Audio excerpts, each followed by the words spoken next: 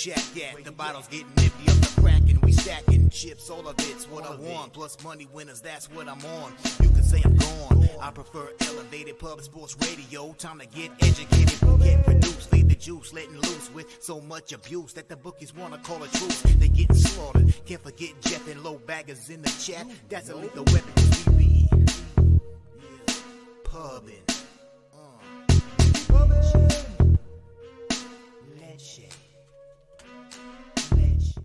What up, cappers, gamblers, punters, hustlers, low baggers? Happy Wednesday, January 17th to all of you. Thank you for watching Betting with the Bag right here on Pub Sports Radio. Nice to be back in action with you guys. We did Bankroll Blitz last night.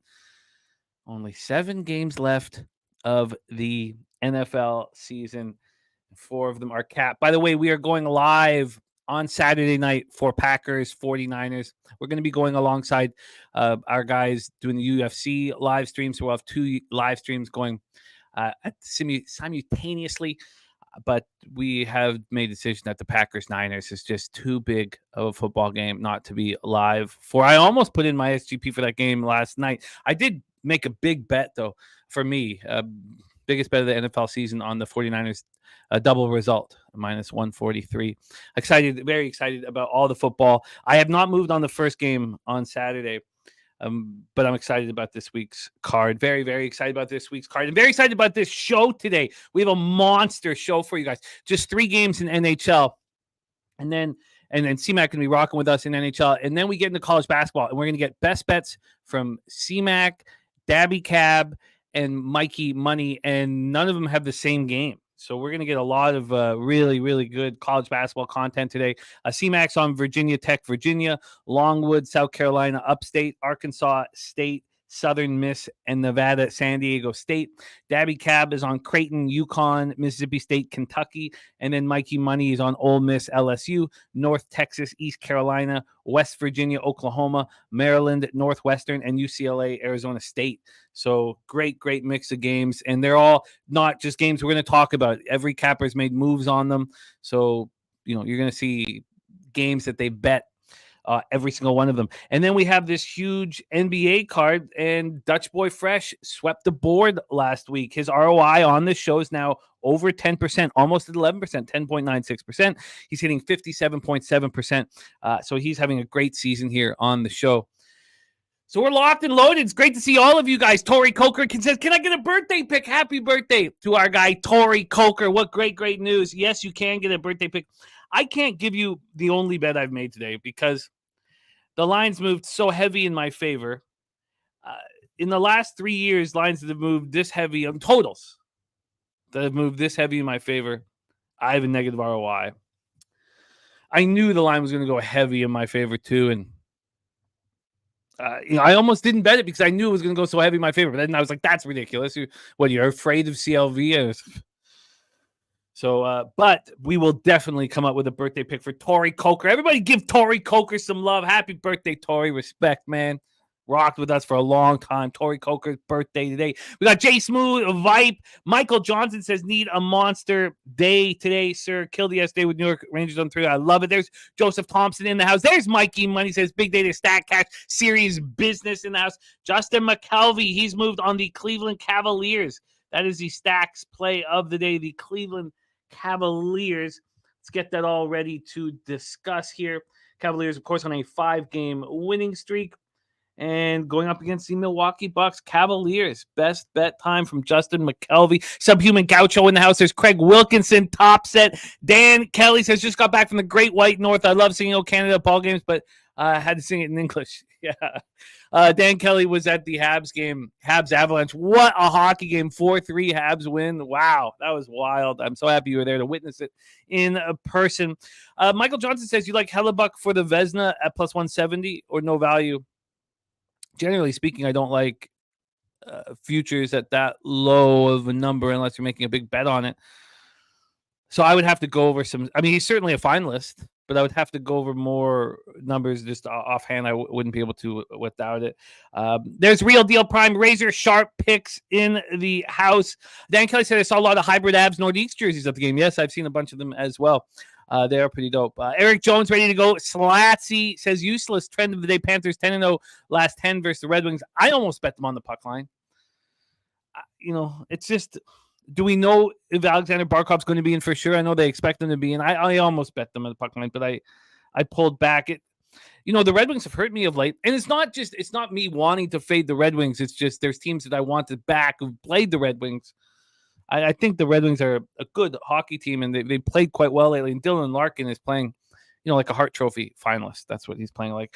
Joey Harb in the house. Nut Flush, Allen. Andrew G says number one NHL ROI when betting $100 is the Vancouver Canucks. Viper NB on Ingram over 17.5 points. BI Dame over 23.5. Quickly over 2.5 threes. And the Heat for our guy Vipe. Let's have that copied and pasted and ready to discuss here. Before when we get into NBA. Get into NBA here. Let's copy and paste that. Great to see all of you guys. Ron Crawford, spreadsheet play of the day in NHL is La Habitant. The Habs.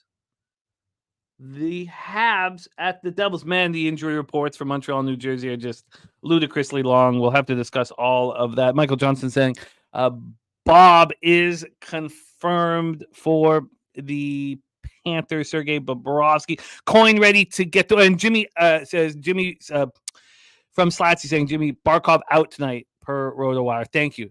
That is key. He's just phenomenal. Vipe says, what is BJ on? We'll get that information here shortly.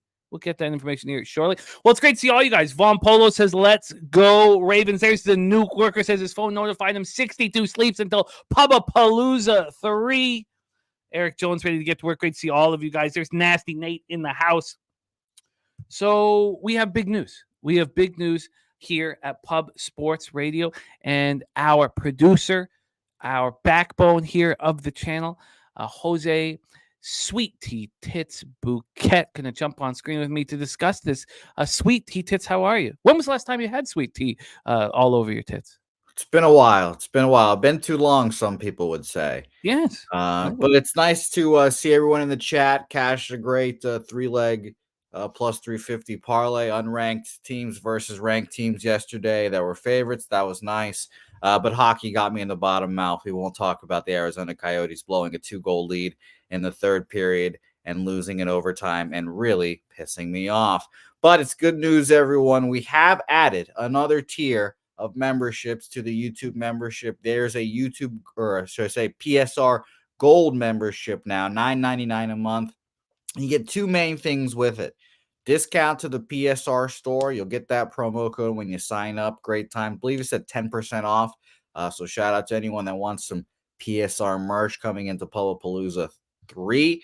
And more excitingly, you'll get entered into a Wheel of Glory. We have a weekly Wheel of Glory now on Wednesdays at the end of the show for $50 a week. If you sign up, your name will be on the wheel. So, for example, let's just say our guy JP Taylor, he's in here. He signs up for the membership, and he's the only one. Well, guess what, JP? You'll be the only one on the wheel, and you'll be in line to win $50, and that pays for the motherfucking membership. So sign up. Weekly Wheel of Glories now at the end of Wednesday shows. Only people that are PSR Gold members can be on it. So sign up. And yes, today is the first day of the Wheel of Glory. So sign up during the show. I'll keep an eye on it. And then at the end, all those names will go on the wheel and we'll spin for $50 every week. I love it. That's exciting. So just need to win the Wheel of Glory once every 5 months. And it's free membership. Yeah, it's nice. So shout out to that. Nasty Nate says $12.99 for him. Nate, sorry, there is shipping and handling or whatever the fuck it's called. You know, those taxes and shit, but it's $9.99 on our shit. So that is what's nice about us. So yeah, sign up. You'll get your name on the wheel. It'll be a great time. And it would be nice if you're just signed up and you're permanently on there. Your name won't go anywhere. Your name will just stick on the wheel. And, I guess for this example, the less people that sign up, the better the chances are to win. But you want to be in it to win it. So it's a double-edged knife there. But it'll be fun to watch and see who signs up. So we appreciate anyone that does. I love it. I love it. So when do we do the Wheel of Glory? Because we need to make that at the end of the show. At the end of every Wednesday, Betting with the Bag, Wheel of Glory. Yeah. All right. So right after Dutch Boy Fresh NBA segment, we have the Wheel. Yep, and that's how long you guys have to sign up. Again, PSR Gold. Sign up, and your name will be on the thing. So appreciate you guys. And if you guys do sign up, shut yourself out in the chat as well. So it's nice to see everyone constantly in. Joseph Thompson, can you do it over the phone? I'm fairly certain you can. I've had some people say that you can. It might take a little chicanery. I have obviously Nate called me out for not being a member because my card didn't work. So you guys will have to see and do that yourselves because I obviously am waiting on a new card still. So good times. Well, that's exciting. So the Wheel of Glory every Wednesday, $50 to a gold member every Wednesday, $50 here. Great. That's exciting. And 10% off the merch. So, and look at that. Nasty Nate has upgraded membership to PSR Gold. Look at that. Immediately. Shouts to Nasty Nate. That's why we love Nasty Nate. And that's why I accept the abuse. Physically, mental, all of the above. He does get you on both ends, doesn't he? All right, that's great stuff. So we'll do that at the end of Dutch Boy Fresh's NBA segment here every Wednesday. Betting with the Bag. Let's get right to work. Without further ado, one more happy birthday to our guy Tori Coker, starting his day right, getting that cash here with the squad on Pub Sports Radio. Happy birthday, Tori. So we need birthday picks from Tori, or for Tori. We need birthday picks for Tori. So I will keep that in mind, see if we can get one from each capper, and you can decide which ones you like the best, Tori, to roll with. So let's get right to work. Let's bring on your next guest. We have similar numbers in NHL this year. His average line plus 134, much higher than mine. Mine just plus 111. But I'm sitting here, with you guys. This is my season long plus 0.15 units. I've fallen apart since that 7-0 plus 8.23 unit day. And CMAC is down 0.12 units. We're both sitting here within 0.27 units of each other. And all we need is to heat up to be up double-digit units on the year. Now, CMAC's only here 4 Wednesdays for NHL, so it's not the best example of what his NHL is. But we're both sitting here right beside the black, ready to ready to start stacking and ready to get into double-digit units. So let's bring them on. Without further ado, we have them for both NHL and NCAA basketball. Please welcome from Las Vegas, Nevada, Mr. Migda Mac Daddy in the house. C-Mac, how are you, my man? Oh, just drilled that shot in the wastebasket for money. We're good now. Let's go, baby. Let's go. Let's get right to work, CMAC. NHL is calling our name. Let's go. 7 p.m. Eastern. The Detroit Red Wings, 22-16-5, 11-9-1 on the road at the Florida Panthers, 27-13-3, 13-6-1 at home at Amerant Bank Arena in Sunrise, Florida. Alex Lyon has taken the starting job from the injured Ville Husso and run with it. We know that James Reimer is not a starting goaltender. Now, the question was, maybe could Alex Lyon be one? He's certainly shown us so far 9-4-1, 2.58 goals against average, 922 save percentage, 1 shutout. Sergei Bobrovsky's, is playing pretty well this year. I mean, he's got a good team in front of him, but there were times 2 or 3 years ago where we didn't even know if he'd be in a Florida Panthers uniform at this point. 21-10-1, 2.45 goals against average, 911 save percentage, 2 shutouts. Detroit power play at 21.4%, penalty killing at 80.6%. Florida power play at 23.1%, penalty killing at 84.8%. Matty Ice saying Lion has been money. There's Wine Time Sports in the house. Matty Ice joining us.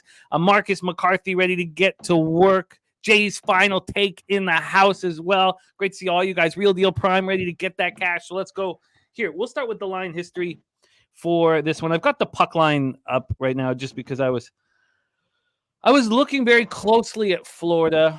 Minus 1.5 at plus 108 at Pinnacle. It's plus 115 at Will Hill. It's plus 110 at MyBookie.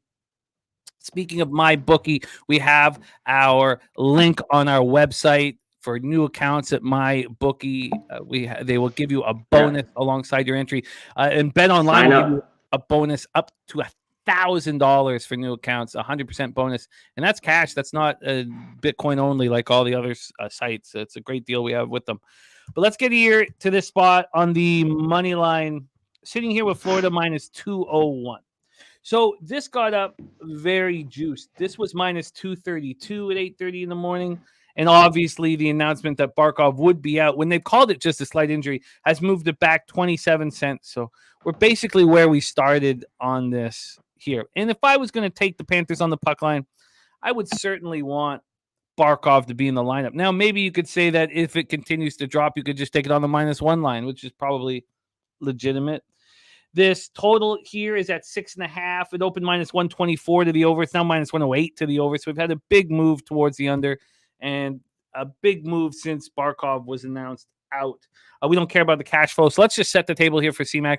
Red Wings coming off their 5th win in 6 games, 4-2 at the Maple Leafs on Sunday. They were down 2-1 going into the 3rd period before goals from Sprong, Kopp, and Lucas Raymond into an empty net. Dylan Larkin, 4 goals, 3 assists over his last 5 games. He has points in 7 of his last 8 games. And Patrick Kane out with injury. So is Jake Wallman, a defenseman. The Panthers coming up their 2nd straight loss, 5-4 in overtime versus Anaheim. This is game 4 of a 5-game homestand. Game 4 of a 5-game, game 5 of a 6-game. They're my favorite spots to back a team. And it also hasn't been very good for them. It started with their 9th straight victory, 3-2 in overtime versus the Kings. They came back in that one. Then they lose 4-1 to the Devils, 5-4 in overtime versus the Ducks. And look, Sammy Reinhart can play multiple positions and step up. This is a deep forward group, but Barkov is a phenomenal defensive accountable center and a great offense. I mean, he's just he does everything for you. I don't know if I find the Panthers appealing enough on the puck line without Barkov on the ice.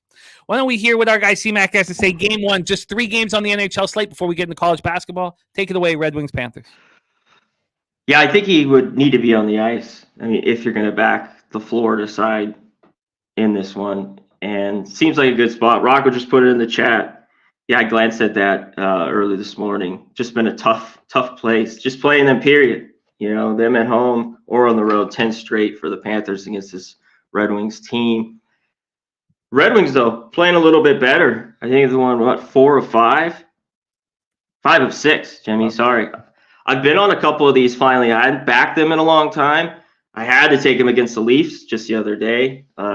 Close game, 2-2, and they end up winning 4-2 in this one. You mentioned the goaltending has just been a little bit better as of late with Alex Lyon in. So I like that. So this is tough for me. It's just, I think it's the Panthers are the play. You'd have to lay the puck line here. And I don't want to do it. I'd have to have Barkov out there if I was going to back that. And, you know, on the flip side, I could see this, but I don't want to take it. It would need to be even a bigger number for me to back the Red Wings. Just a bigger price. There's just been a problem here in South Florida for them. I can't take it. Yeah, we heard from Slatsy they've lost 10 straight, versus Panthers. Yeah. It's just, it's not very appealing here. Dave Burke said trying new system for NHL totals, went 3 for 3 last night, leaning him towards Red Wings, Panthers under 6.5, Canadiens, Devils under 6.5. Jay's final takes on Detroit plus 1.5 at -120. I get that. I do too. I'm going to look to back him here. I mean, today I'm not, but if they keep playing well, I'm going to try to, like I said, I was off the Wings for a very long time, but if they keep playing like this and getting a good play, I'll be looking to back him here shortly. Dylan Larkin's playing like a Hart Trophy finalist. Yes. He won't be a Hart Trophy finalist. No. He's playing like one, and it's great to see. I really like him. Sammy Culmer giving us a final score of 5-2 Florida. By the way, Sammy Culmer swept the board in U.S. Open action yesterday, and it wasn't just 3 or 5 or 6, 11-0. Sammy Culmer went in Aussie Open. 11. God, I don't even want to write board sweepage now when I go 5-0 after seeing 11-0. By the way, Blue Numbers moving over at Gulfstream. Thank you for sharing that with us, Blue Numbers. Gulfstream race 1, 3-4-8 for Blue Numbers. Deshaun G looking at the draw here. Steve G looking at Panthers -2 on the alt line. So I'm with C-Mac. I don't find anything appealing enough here. Let's move on. 7 p.m. Eastern. Ron Crawford is coming and giving us the spreadsheet play of the day, and that is Le Habitant plus 1 8.5 here at the New Jersey Devils Prudential Center in Newark, New Jersey. We have Sam. Oh, but we got the goaltenders listed here. I was off. It's Dawes, right? Sorry, Sam. Slatsy give us the Montembeault and Dawes confirmed, and Timo Meier is back in the lineup for the New Jersey Devils. Dawes can. Dawes a young kid who could take the reins here. The goaltending has been so shabby in New Jersey, and you know what that would do if Dawes could do that? That would make them a Stanley Cup finalist, because they would then have $9 million extra dollars for their squad, for their defensemen and forwards, because we know at this point that a huge chunk of that money is going to have to go into goaltending at this point, which takes a little bit of the jealousy away from the Dougie Hamilton on long-term injury, and the $9 million opened up. Sammy Montembeault, 2.89, goals against average, 909, save percentage. The Habs power play 19%, penalty killing 73.3%. Devils power play 27.6%, penalty killing at 77.1%. Let's get into the line history here for this one. We'll start with this total. It's sitting at 6 right now. It was a 6.5. Open to 6.5 as a pick'em, and you could have got a 6.5. Even with decent juice up until 7 minutes ago. So this is the first book to move it to 6 right now. It's 6.5 across the board. But when you see Pinnacle doing something like that, you know that the other books are very likely to follow. Pinnacle has the Devils at -177. They opened up at -204. So we've had a huge move towards the Habs, who've gone from +177 to +158. Canadiens snapped their 3-game losing streak with a very impressive 4-3 win at home over the Avalanche on Monday. And the Devils come in off their third loss in 4 games, 3-0 at the Bruins. So they've lost 3 of 4. That one win was going into Florida, who had won 9 straight games, and beating them 4-1 on their own rink. So it's a tricky cap here. And it's also the volatility skyrockets because of all the injuries. We'll start with Montreal. Tanner Pearson, upper body out. Josh Anderson, day-to-day. And then, Weidman out. Alex Newhook out for a long time, and then Kirby Dach, Christian Dvorak out until next year. Those are 3 centermen right there, Dvorak, Newhook, and Dach, that were expected to be 3 of the center. I mean, now what happens is you need Monahan on the ice all the time. It just things have changed drastically, but they are still playing good hockey. And for the Devils, it's big that they got Timo Meier back from his abdomen injury. He was on the IR, but Jack Hughes, day-to-day, Andre Platt, day-to-day, defenseman Brendan Smith, Jonas Siegenthaler, out with the foot injury. Thomas Nosek continues to be out. So with the volatility skyrocketing like this, I would really only want to look Montreal, at this number. But do you want Montreal after they beat the Avalanche at home and with all these injuries? I can understand why the spreadsheet play today is Montreal +1.5 when you take the players like Jack Hughes out of the lineup. But Jack Hughes could end up being back in tonight. I don't think he will be, and then I can understand why the move has gone towards the under, but I don't find either of those spots appealing enough for me to bet. Take it away, C-Mac. Habs, Devils. Yeah, off the big win against the Avalanche, but it's got me wanting to bet. Somebody's already put Rocco in the chat. This could maybe be a draw. People have talked about the under. We talked about the total here real quick. That's where I'd look in this one. And these teams have been over, but both these goaltenders have been good, and they're both getting their third straight start. I think they could play well. I'm not huge on this Habs team. We talked about it last week. I just stayed off, and that game went to the draw. They lost to the Flyers, Jimmy, last Wednesday, and a couple other tough losses throughout the week. Then they beat the Avalanche. I always talk about them. I think the first line's pretty good with the Habs. Everything else is a little bit iffy. The defensemen have scored a bunch of goals. I think they have the most goals in the league, or right up there for their defensemen. I don't trust Jersey. We've talked about this week in, week out, laying prices like this. There's no way I could take them. It's better with Timo Meier in. That helps it out, because I thought he was going to be a no-go. So shout out to Slatsy with the abdominal like you were talking about. I thought he was going to be out, sure. But I took the Habs +175 here, Jimmy. Give me the best number you can get, right now. That makes sense. From a probability standpoint, with the injuries, it makes sense here. Seeing a +160 at Will Hill, +162 at Heritage, that will beat the 158 over at Pinnacle, 155 at my bookie. So we will give you the plus 162. CMAC is in on the Habs at plus 162. All right, we roll on. Next up for us is the Blackhawks Buffalo Sabres. So such a weird dynamic here with beating these market moves. I knew I was going to smash the market move. I do believe that we should bet unders in every single Chicago Blackhawks game until otherwise, until otherwise noted, and it was interesting for me. I was almost going to wait. I looked at what I could buy the 6 for, and I was like, if I just wait 5 or 10 minutes, I could probably get a better line on the 6. And I was almost going to wait instead of taking the minus 130 at 6.5. But I was certain that wasn't going to be there, for long. Right now, for a total here, it's minus 115 to the under 6.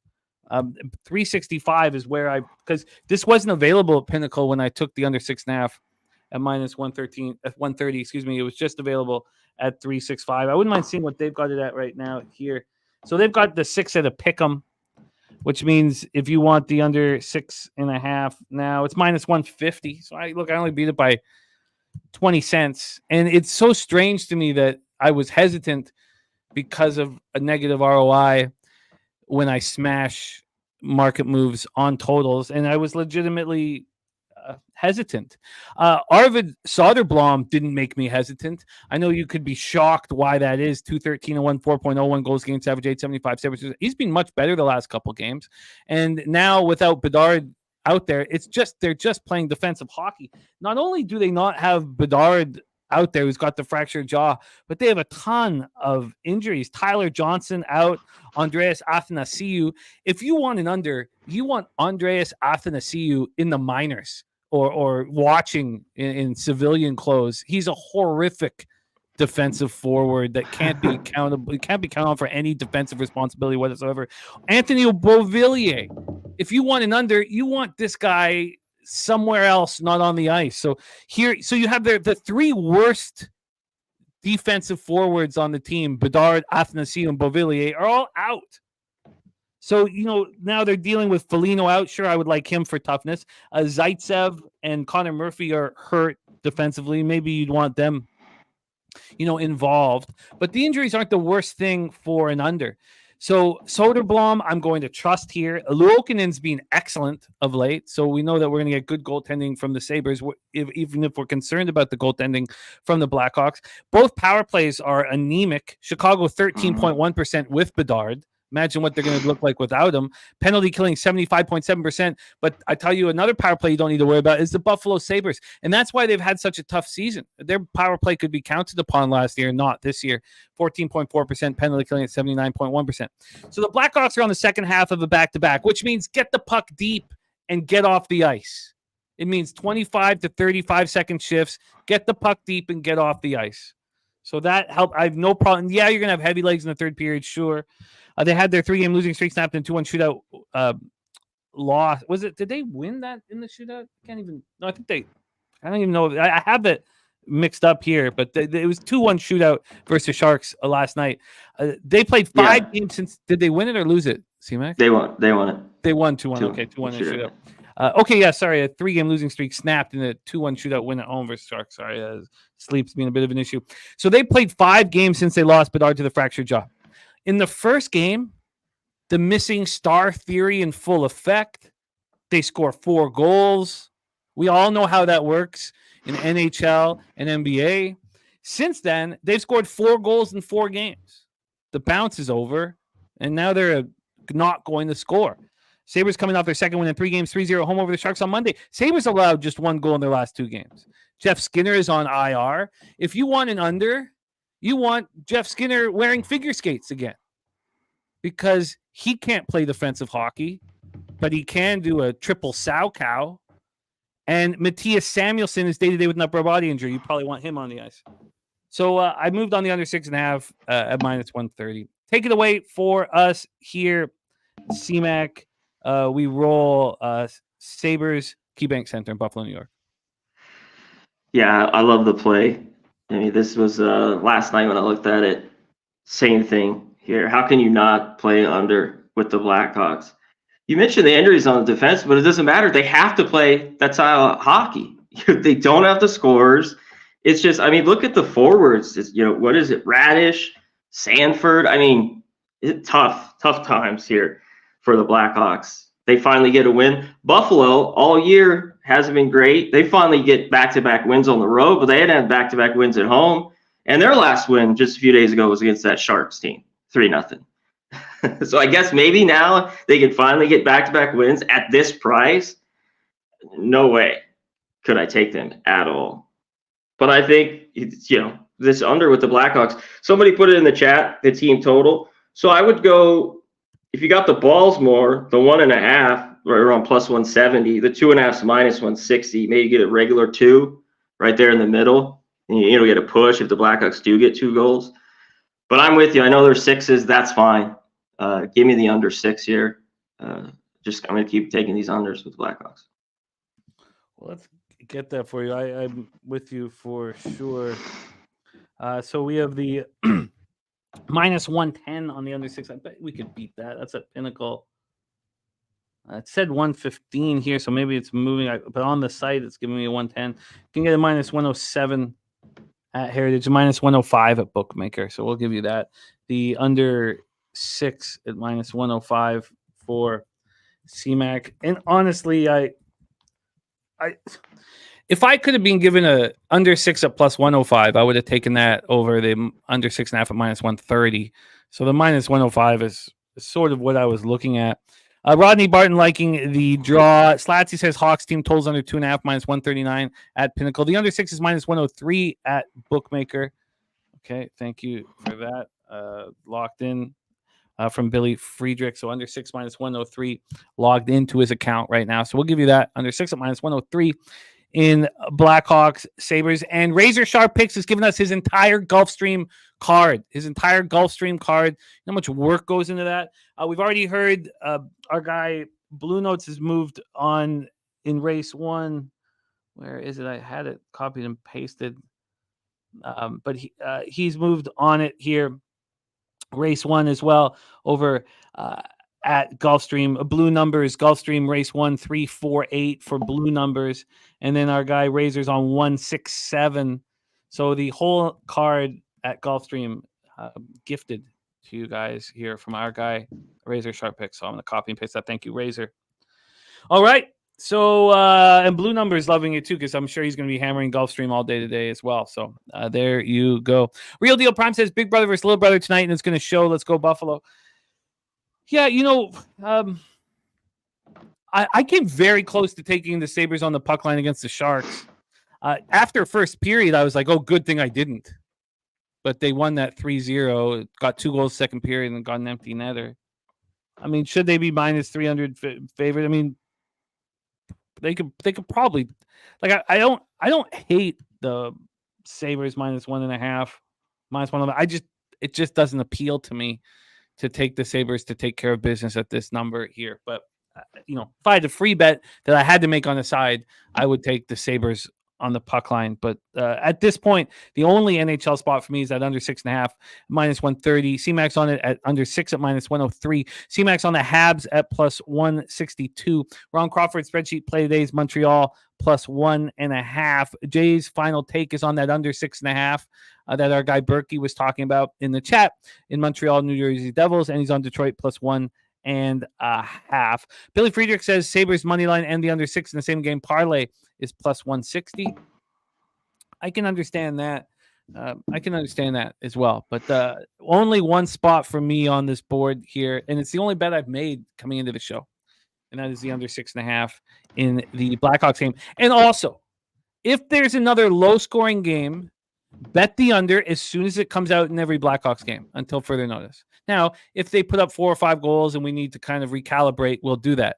But I'm telling you, Chicago Blackhawks have scored 4 goals in 4 games since that first boost, because we all know what happens when the star player gets hurt. There's a boost for a game. That's gone. So just keep that in mind. All right, we move into college basketball. I got to set up a couple things here. C-Mac, talk to us about how college basketball went for you yesterday. Yeah, let me get mine pulled up over here. Yeah, let's go through it. Indiana got blown out. That was kind of the only shitty one. Seton Hall was good. That was a winner. I had a bad loss on that under with SMU. One of those ones, the first half goes under. You know what the free throws were here? 22 for 25 was SMU. Even Temple was 9 of 12. The whistle was just blowing. It goes over by 1 point. So that was a dirty loss there. But I did take K-State, which was a sweat OT game. I did take St. Louis. I had 2 leans. The Wake over in Penn State. Didn't take them. They cashed. So decent day, but should have been better. Well, let's get that cash today. It's fun. Not one game is going to be done twice here from our 3 cappers, which is exciting for all of us here. Not that I mind when it is. It's just nice to have as many games as possible. This card was a little bit difficult for me. I like those couple NHL spots in the NBA. Today compared to, and that happens though. Yeah, no doubt. But we're good here. We got 4 spots from CMAC. We got 2 from Daby Cab and 5 from Mikey Money. So we're gonna have 11 games capped right now in NCAA basketball. So let me just get the cash flow up here, and then we are good to go.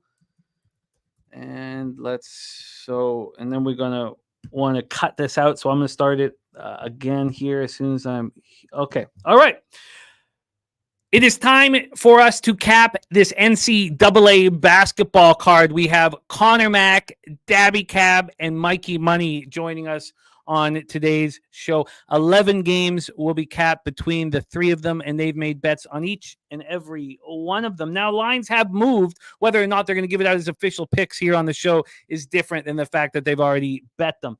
So let's get right to work. We start at 7 p.m. Eastern. The Virginia Tech Hokies 10-6, 2-3 in the ACC at the Virginia Cavaliers 11-5, 2-3 in conference. We're in John Paul Jones Arena in Charlottesville, Virginia.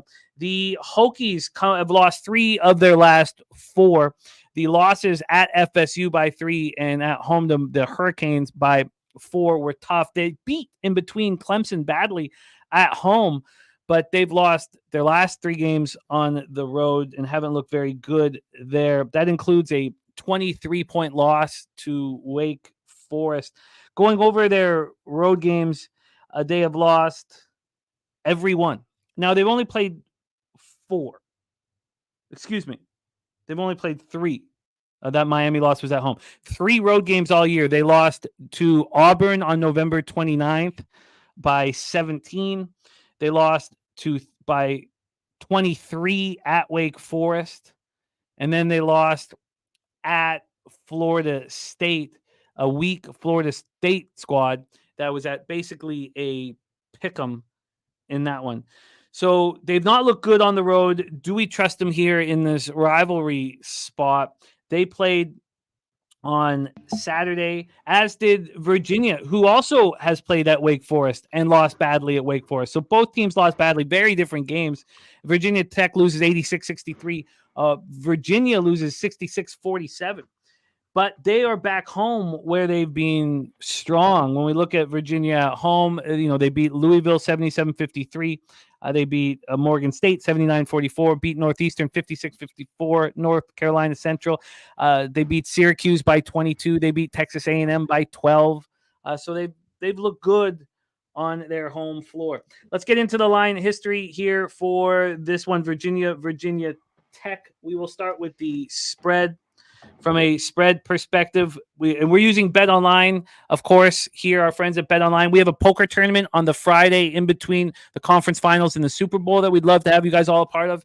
And we're also going to have 2 links up for new accounts at BetOnline in case you want to have a new account just for poker, let's say.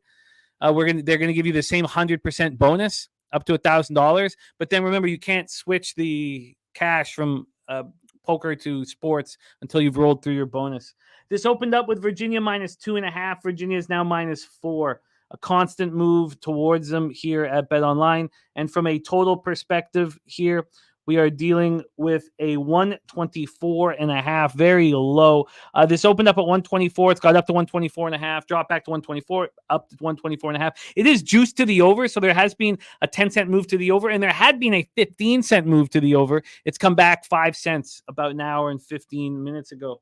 From a cash flow standpoint here, we have come on, show me Virginia Tech, please. So many 7 p.m. games. I'll have this set up better in a second. 55% of the tickets, 56% of the cash on Virginia. So it must be accounts that the books respect for the 1.5 point line move towards them. And from a total perspective, 52% of tickets on the under. We've seen it go from 124.5 to 124 to 124.5. So really no movement there, and that is why. Now there's only 764 tickets in, so not a lot to work with. Let's hear what CMAC has to say. His first spot on the board, Hokies, Cavs in the ACC. Yeah, Virginia Tech has not been playing good basketball. Either has Virginia. This team has really struggled just away from home. Their field goal percentage has just been awful. You know, it's a little bit different, especially from 3. They've been a lot better at home than on the road. They won 19 straight at home. You know, they're 9-0 this year. This wasn't that I really love this team. It's just like kind of love the spot for them, how just bad they've been with these bad road losses. Their defense needs to come to play. This is where they bring it. I think the shots will be better. But one thing in this game, Jimmy, the line has moved a little bit too far. With Virginia, I talk about it. They don't shoot free throws well. So this is stretched out to 4.5. I just can't give it out on the show, but I think they get the job done and win here at home. You know, this is one maybe you look at money line if you don't mind it. It's just a little too far out there now. Where did you get it at? 2.5? 2.5. Interesting. Because I agree with you. That was because I was last night going through these games. You know what I mean? Like, because probably normally some of these games I would have missed that. But yeah, it just I don't trust them on the free throw line. I don't trust their shooting. But I just love how they play at home, this team. And it's for me, and I don't do this too much, just kind of the spot. Because like I said, I don't think I've bet on them this year. I have to go back and look maybe once on Virginia. I haven't even had Virginia Tech much at all. But I think this is one they need to get here, John Paul Jones. I went down the Kyle Guy rabbit hole last night for some unknown reason. Followed him. He's in the Greek league right now with Panathinaikos, or I'm not sure to pronounce it properly, but followed him throughout, Mr. Indiana, his career. I also did that with the New York Rangers for like 40 minutes because I hadn't realized that they made the Stanley Cup final against Bobby Orr in 72. And here I am sitting there. Yeah, they did. Yeah. It was 2 a.m. and I'm like, because they also played the Habs in 79. And then we're right in the thick of the Islanders Rangers rivalry. And I was like, what the fuck am I doing? I can go into these rebels for too long. I still find Virginia appealing. Maybe that is. I get it. Real quick, I wanted to hit on, Jimmy, this team's very similar in Virginia Tech. They've been there for forever. Padula, Hunter Couture, he's been out. He's got a head thing. I don't know if he goes. He's questionable, so stay on top of that. I don't know if it matters, but just one of their better guards that could shoot it well. He's been out. I think he's missed the last game or two, so watch out for that. That's important, no doubt. Okay, so I'll take that note down here. Taint play today is in. We're going to talk about it. And Kent Davies as well is talking about interesting line movement, North Texas, East Carolina. He says he thinks it means that both Mean Green starting guards are out. I tell you, that is a spot that Mikey Money is on. So we will discuss that. That's gotten too low for me. That's right here for me last night. And I missed it. I don't want 3.5. I thought it was a little too low. So same thing with Kentucky. I'm sure Cab, he has that game. That's gone to 7. I think if you got 5.5, he tweeted out the 5.5. You're absolutely right. Yeah. All right. Well, let's roll on. So no move. C-Max betted at 2.5, and he's not giving out at 4, which is absolutely legitimate. Let's roll on. We head to Spartanburg, South Carolina for the next one. Longwood Lancers 13-6, 1-3 in the Big South at the South Carolina Upstate Spartans here for this one. I should have had this all set up, and I apologize for not doing it. I got to remember that I got to get ahead of myself for each game here. This is a 7 p.m. start here in Spartanburg. We have SC Upstate without a win here in conference play, 0-3 in the Big South. Longwood Lancers have the 1 win, 1-3 in the Big South. Each team played on Saturday, and both teams lost road games. Longwood lost their second straight game at UNC Asheville, who's pretty good. Longwood shot very poorly, but we're in the game. They were only 2.5-point dogs, and they lost by 4. For Upstate, they've lost their third straight game. They come in off of a loss at Charleston Southern. They were 1.5-point favorites. So they shoot 48.9% from the field, 50% from 3, and lose the basketball game because they can't rebound. Completely dominated on the boards in that one by Charleston Southern. Dominated on the boards by Charleston Southern. So that's the situation here. Longwood at South Carolina. Let's get into the line history here for this one. At BetOnline right now, USC Upstate opening up as 4-point dogs, now 5.5-point dogs. So there's just been this constant move towards Longwood. They've gone from 4 to 5, now to 5.5, a 1.5-point move towards them. From a total perspective here, we're sitting at a 137. This opened up at 134. It's another no buyback situation. 135, 135.5, 136.5, and 137. A constant move to the over. Not sure if we don't have enough tickets. No information on the total here. 382 tickets in, and no information on the side either. Take it away for us here, CMAC. Longwood Lancers at South Carolina Upstate Spartans. Yeah, this isn't a very popular game, and this might not be a very popular play, probably. This Big South, I've loved to bet on, especially the last few years, especially this time of year, once we get into conference play. I just faded Longwood on Thursday with Radford. I thought that was the wrong price in that game. Radford ended up winning. Longwood comes back, wins. USC Upstate has just been bad. If you look at the records here, a lot of their stats are similar. Longwood, of course, better on defense, great rebounding team, which is not great. They're a top 10 rebounding team. South Carolina Upstate is not. But Upstate is the better shooting team in this game. And I think at home, needing a win, they can get it in this spot. Longwood, I touched on that the other day when we were talking about it. 66% for the free throw line. They shoot 31% from 3. They're a defensive team and a rebounding team. But this won't be easy on the road. They could easily win, but I think they're too close in the end. I had to take Upstate. Give me the 5. Or 5.5. I think we can. Give me 5.5. So let's get over there and find that right now.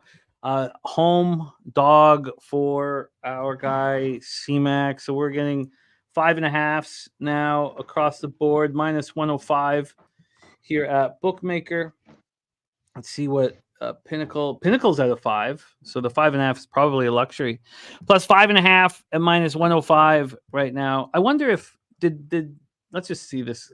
Did Pinnacle maybe not move it to 5.5, or have they moved it from 5.5 back to 5? Let's check that out. It's 5.5 now. It looks like everywhere.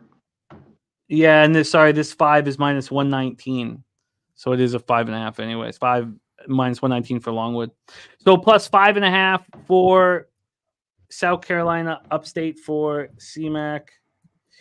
Upstate plus 5.5 and minus 105. And we're on the board. Let's roll on. Next up for us, Sunbelt action. Arkansas State Red Wolves 7-10, 3-2 in conference at the Southern Miss Golden Eagles. We are in Hattiesburg, Mississippi for Southern Miss action. Reed Green Coliseum. Arkansas State had their 3-game winning streak snap. Both teams come in off having their 3-game winning streak snap. Arkansas State lost to the Louisiana Ragin' Cajuns. Arkansas State was 1.5-point favorites, and they shot 18.2% from 3 and turned the ball over 16 times compared to just 5 for Louisiana. So a lot of anger, I'm sure, in this Arkansas State Red Wolves locker room after the game there. On the other side of, and then we also need to look, at what Arkansas State has done in true road games so far this year, of course. They lose to Georgia State by 1, lose at Belmont by 4. They beat Louisville by 13. 17. They've actually had some nice games here on the road. They beat UAB by 21. Oh no, that was at home. My bad. They beat Alabama by 24. Oh, they lose. Jesus, what the hell's wrong with me? Sleeping's messing with me. Of course, they didn't beat Alabama in their full court win. I'll get to it. They're 1-7 on the road, Jimmy. That was Louisville. We had that game. Louisville was I the had lone that game. 3. Okay. All right. Thank you. And then here for Southern Miss, they come off a bad loss at Troy, a very, very, very ugly loss. 82-56, got just completely destroyed. Couldn't shoot, turned the ball over too much, got out rebounded, and got absolutely destroyed. Down 35-21 at the half against Troy. So both teams played on Saturday and on Friday of last week. So they both have the exact same rest situation. Let's get into the line movement here. We have a total at 151.5. This opened up at 149.5. It's kind of yo-yoed back and forth, but it has gone up. And then from a point spread situation, let me get back to Bet Online. I got Pinnacle up here. From a point spread situation here, we have it's sitting at 2.5. Arkansas State Red Wolves, 2.5 point favorites, opened up as 1.5 point dogs. So we've had the flip here from dog to favorite for the Red Wolves. We've seen how often that's been cashing so far this season for us, and the answer is often. 31% of the tickets and 57% of the cash on Arkansas State. So, smaller amount of tickets, but bigger bets on them. The line respecting it. 83% of tickets on the over, but no cash information there. Take it away for us here, C-Mac. Your second to last game on this college basketball card, Arkansas State at Southern Miss. Yeah, this is flipped, and I get why people like Arkansas State. They have a really good offense, but I don't trust their defense. And we'll get back to that Louisville game, their one win on the road. Louisville's just awful shooting, and they've gotten better. And they've covered against some, big numbers, but laying points even that day couldn't get it done. So I don't really love them in this spot, even though they have a ton of things you can look for. They shoot it better. They score 78 points a game. They give up around 75. But I think Southern Miss, I'm going with the home dog. Other way here, especially with now that there's this 2.5. This was a wait for me last night. I like this team, the better defense. I like how they've been playing as of late at home. This is kind of a fade, how bad Arkansas State's been. On the road, 1-7. Southern Miss 5-1 at home. The JMU win. They beat Monroe. Then they just get slapped on the road at Troy. Coming back here at home where they've took care of Arkansas State plenty of times in the past. So give me Southern Miss. Give me the 2.5. We can give you a 3. Give me a 3. 3. Even better. Plus 3 minus 110 at my bookie here for CMAC. So a Southern Miss home dog. Now we have both these teams, real quick, Jimmy, too, they don't have a great player. Both real quick they're both teams just have average 13, 12 points. There's not really a go-to player to take over the game. So I love the 3. Give me Southern Miss. You got it locked in. Next, we have our DGen special, 11 p.m. Eastern, the late night get back game here on CMAC's card. Nevada Wolfpack, 2 very good teams in the Mountain West. Nevada Wolfpack 15-2, 2-1 in conference at the Aztecs of San Diego State, who are 14-3, 3-1 in conference. Nevada played on Friday in a 64-56 loss at home to Boise State. That snapped their winning streak. And San Diego State also had their winning streak snapped and did not look good in an 18-point loss to the New Mexico Lobos. Lobos were 3.5 point favorites against the number 19th ranked at the time, San Diego State Aztecs. Let's take a look at the line history here for this one. Again, final game on the board. We have Nevada plus 6.5 at minus 110. They opened up at 5.5, so we have a 1-point move towards San Diego State after that embarrassing loss. From a total standpoint here, we are sitting with a 141. This opened up at 138. We've gone up 3 points here on that total. So when we take a look at the cash flow for our final spot here on the board, we have no information on the total. Come on, fix this. Let's see what we have on the spread. No information on the total and on the spread. We have 36% of the tickets, 40% of the cash on Nevada. So San Diego's somewhat public, 64% of tickets, 60% of cash, but the line has moved at 1 point in their direction. Take it away for us here, C-Mac, Wolfpack, Aztecs. Yeah, the late night special here. Two good teams, Wolfpack 15-2, San Diego State 14-3. Nevada's been good against the number as well. Nevada's had a little bit of trouble as of late scoring, just flat out. Even the wins with Air Force, Fresno, the shots just haven't dropped as of late. And really, with Blackshear and Lucas aren't given the points for them, it could be a real struggle. Then they score 56 at Boise State, or at home, against Boise State. And I think there's more of that. They're just gonna struggle to score. But on the flip side, they have a great defense. This defense has been really good for this Nevada team all year long. When you go through all their numbers, they hold teams to 64 points a game. That's what I love. San Diego State, on their hand, played to some overs. This line's gone up here, Jimmy. This was at 139. I love that it's gone up. I think it's at 140 right now, right around there. So they played two teams on the road. San Jose State, 81-78. And then at New Mexico, we know they're an over team. We saw it again last night, 88-70. They lose that game. So as good as the defense is for Nevada and their struggle shooting, San Diego State comes back home, and I think they're ready to play defense in a huge conference game in this one. So I had to be up on the under. I love that it's even gone up a little bit. Give me the best number you got. San Diego State comes ready to play, and I think this game stays under. Under 141 at minus 110. There's a 141.5 at minus 121. But the under 141 at minus 110 is at Will Hill and Bet Online. Do we want that? Yeah. And 140.5 is at minus 103 at Bookmaker. So let's get C-Mac locked in on this under 141 at minus 110, and we are locked and loaded. Real Deal Prime, talk about Cody Hodgson signing a professional tryout agreement with Milwaukee Admirals. Yeah, it's a nice story. It's a nice story. The fights he had with the Canucks medical department were huge and highly talked about in Vancouver. And I like the fire in an athlete to try and come back after so long away, and I hope the best for him. C-Max on the under 141 in Nevada, San Diego State. He's on Southern Miss +3.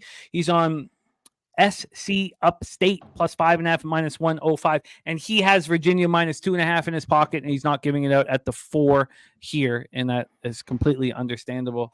Locked in for C-Mac. C-Mac, thank you for rocking with us, my friend. Go get that cash. You can see C-Mac on Tuesdays on the Peter Loshak Show, Wednesdays right here on Betting with the Bag, and Saturdays as co-host of our big college basketball live stream that goes on right after the Jeff Nadeau Show here on Pub Sports Radio. So that goes off every Saturday at 11:45 p.m. Eastern. You want to live bet college basketball, you come right here with Daby Cab and Conor Mac. C-Mac, great job. Yeah. Any last words for the Capper Sport in the show? Yeah, check out the Saturday show. It's been really good. We've been cashing, kind of all year long.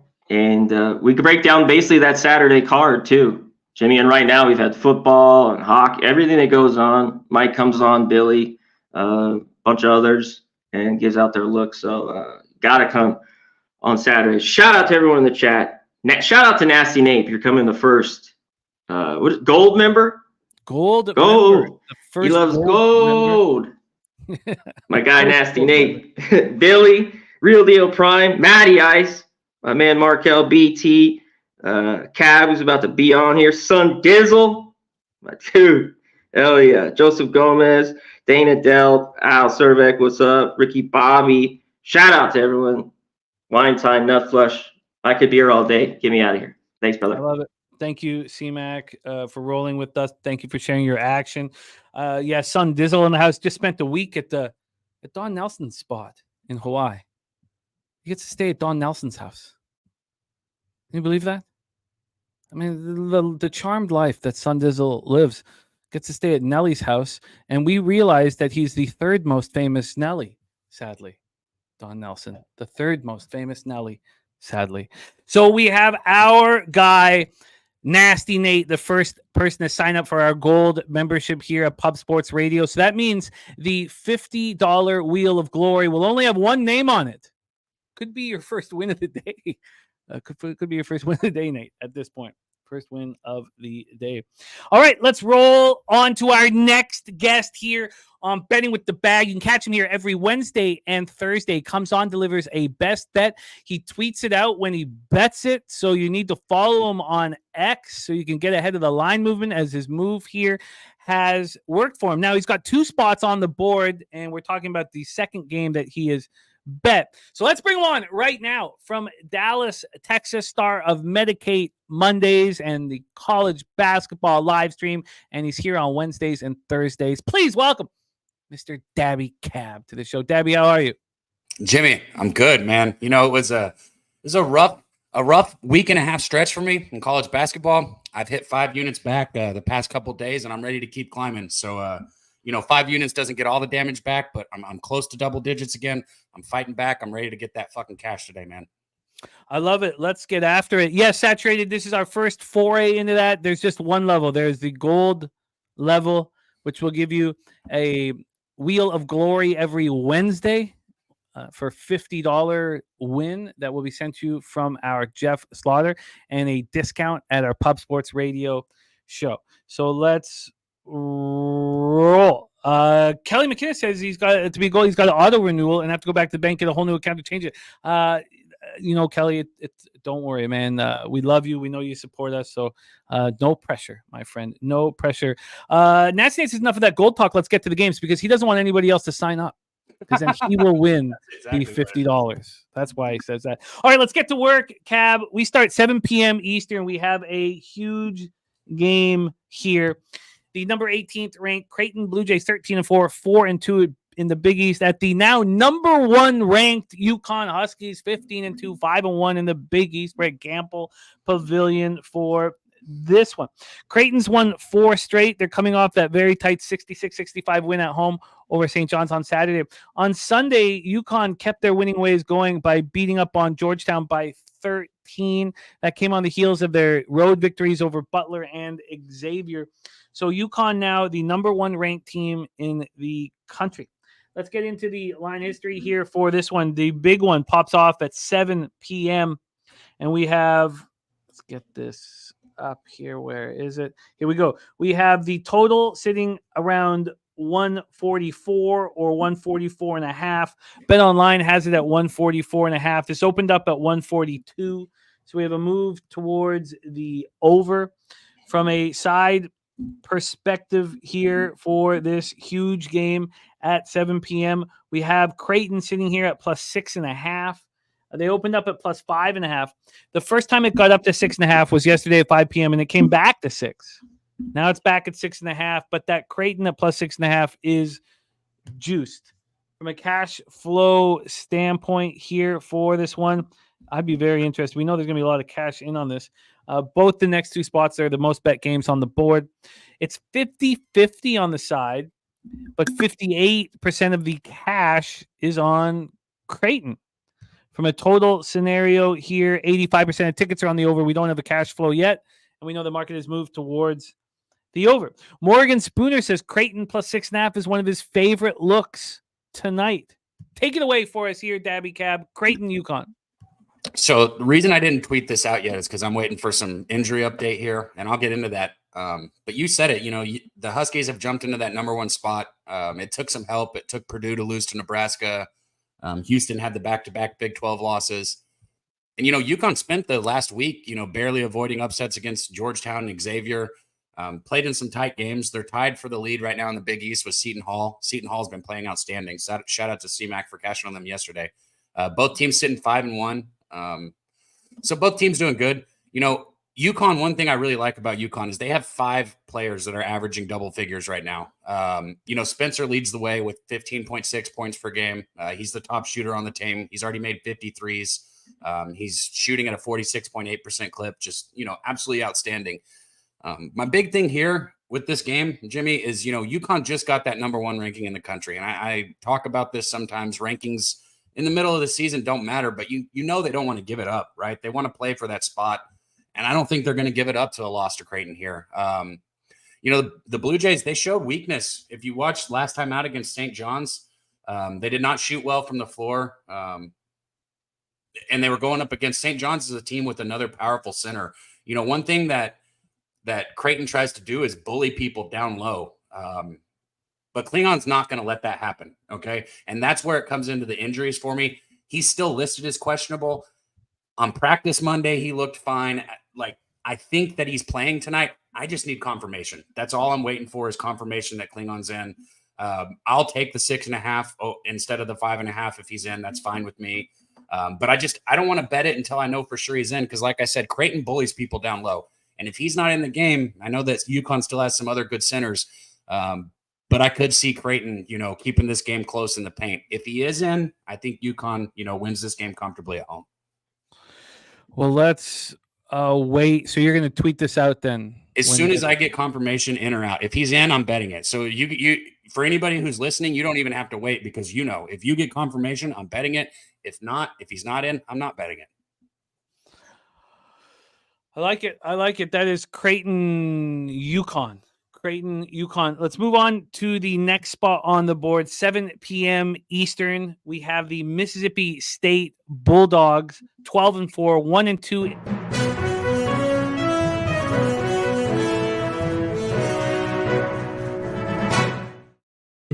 Warriors game postponed tonight.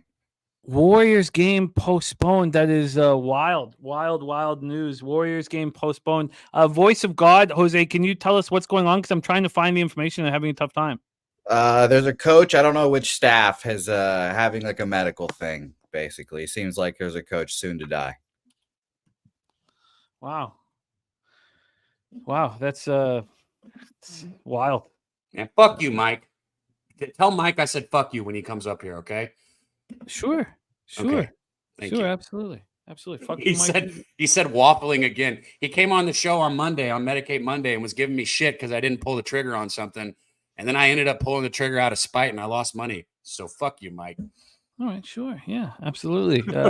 Getting in the way of your wallet here. I mean, you can also say it to him in person here at San Antonio in not very long. I can't wait for that. All right, let's talk about your next spot on the board. And you tweeted this out already. Mississippi State Bulldogs, 12-4, 1-2 in the SEC at the number 8 ranked Kentucky Wildcats.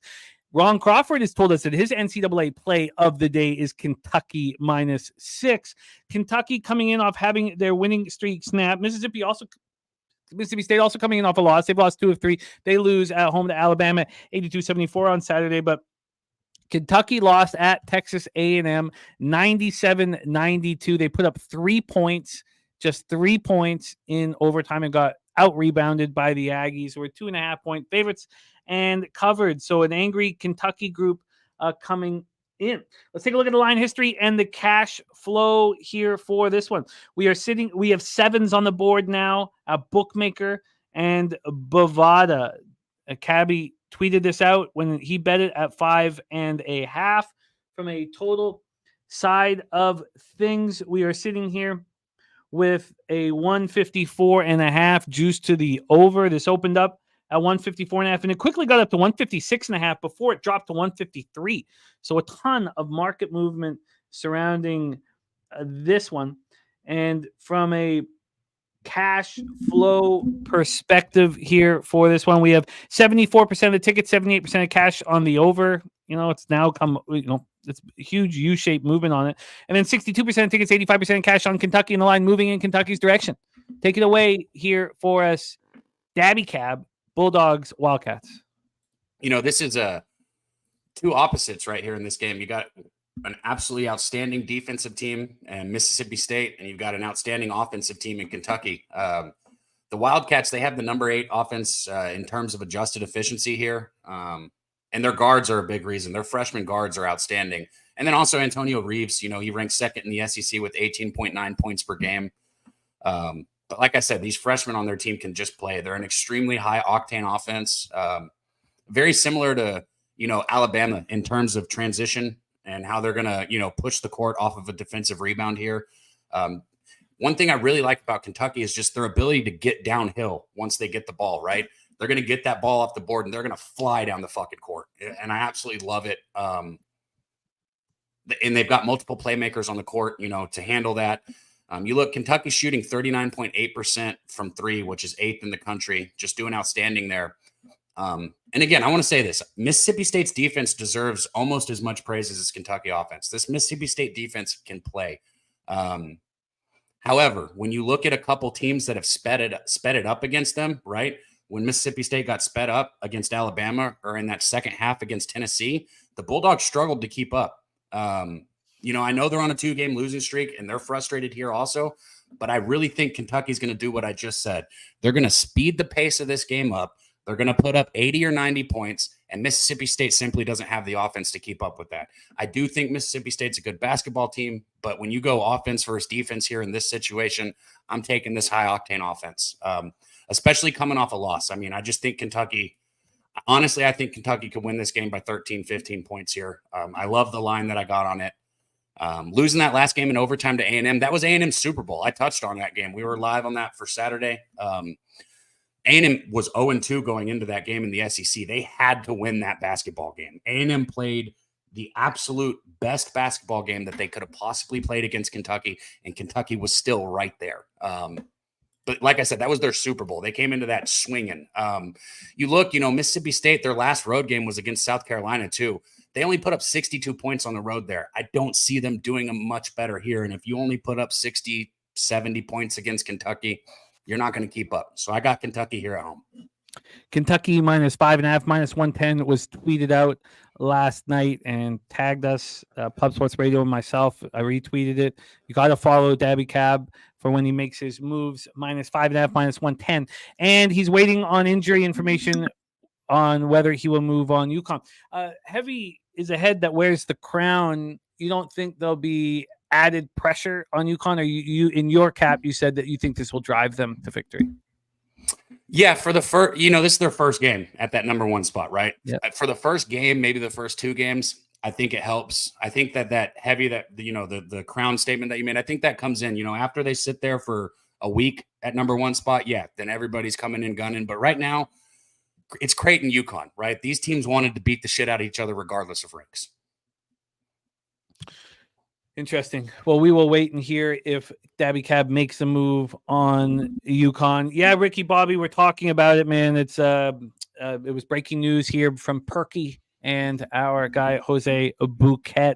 Justin McKelvey, Kentucky team total over 80.5 is being added to his card, and Big Show also pumped up about Pubapalooza in March. I love it. Daby Cab, thank you for rolling with us. Kentucky -5.5 at -110 and a possible move on UConn coming up. You can catch Daby Cab right here tomorrow with his best bets as well. Daby Cab, star of Medicate Mondays, every Monday, 11 a.m. Any last words for the Cappers supporting the show? Man, it's almost March, Big Show. Pubapalooza 3. Jimmy said it. Get your tickets. I want to see all you guys down there. We're going to be capping games in the studio. We're going to be betting together. We're going to be watching them. We got the sports bar set up basically there at the bar. We're going to be hanging out at the bar. We're going to be drinking, smoking, having a good time, eating good food. But most importantly, winning fucking money. Everybody that comes down there should pay for their trip and bets. End of story. So let's win some money. Pubapalooza 3. I can't wait to see you guys there. I love it. There is our guy, Daby Cab. So NCAA play of the day from Ron Crawford, Kentucky -6. The taint play of the day from our guy Matty Ice is Rutgers -3. We are not capping that game. He says Nebraska is in trouble going to the rack tonight. Rutgers -3 is the taint play of the day.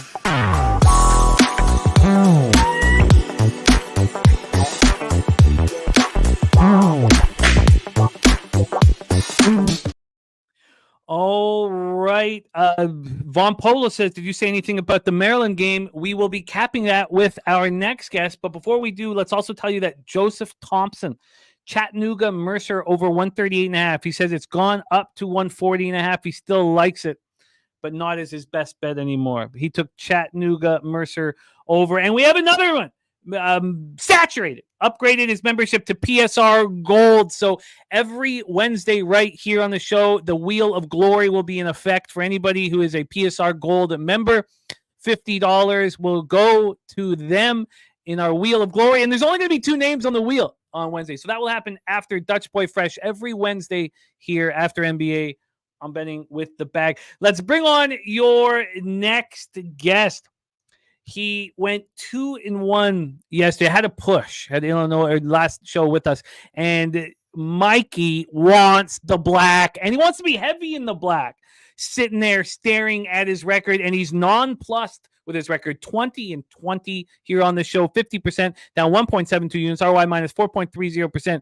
And this guy wants to produce winners, and I know that he will do that for us.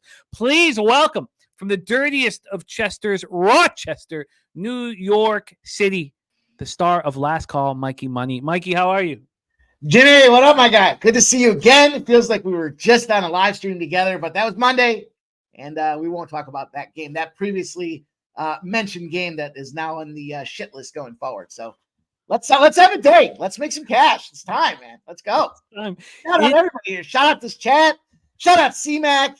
Shout out our guy Waffles there backstage there, rocking and rolling as well. He earned a new nickname on Monday. You got to go back and watch the sesh, see what we're talking about with that thing.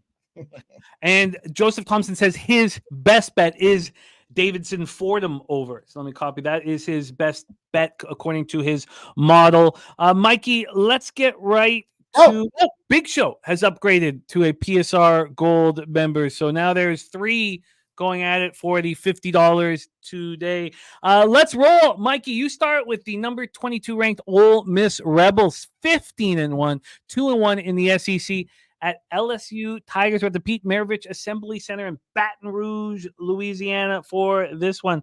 Ole Miss has won 2 straight, but the last time they were on the road was a very ugly loss at Tennessee. They got lit up and smoked 90-64.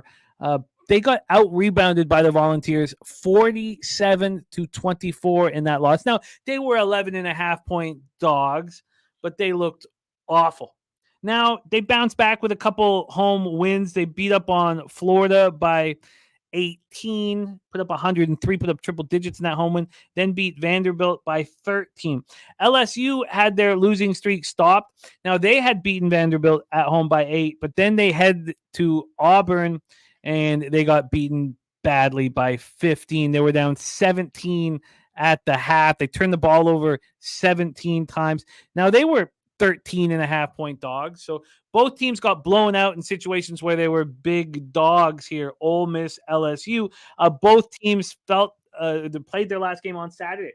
So let's go into the line history here for Mikey Money. On the side here for this one, again, this one pops off right at 7 p.m. So let's grab this Ole Miss. Sorry, here we go. From a line history standpoint, God damn it. The hell's taking me so long? Here we go. We have Ole Miss sitting here as 3-point dogs. 3-point dogs. They opened up as 1.5-point dogs yesterday at 3:16 p.m. at Bet Online. Got up to 4-point dogs at 2:46 a.m. this morning, and it's come back to 3. So there's still been a 1.5 move towards LSU. And from a total standpoint, sorry, there's so many games. I'll get quicker at this as we move down the line. A lot of action at 7 p.m. From a total standpoint, we're sitting here at a 150.5. This opened up at 148. It got up to 151 at 4 p.m. yesterday, and there's been a little bit of buyback. So we have a move to the over and a move to LSU. And we take a look at the cash flow then for this one.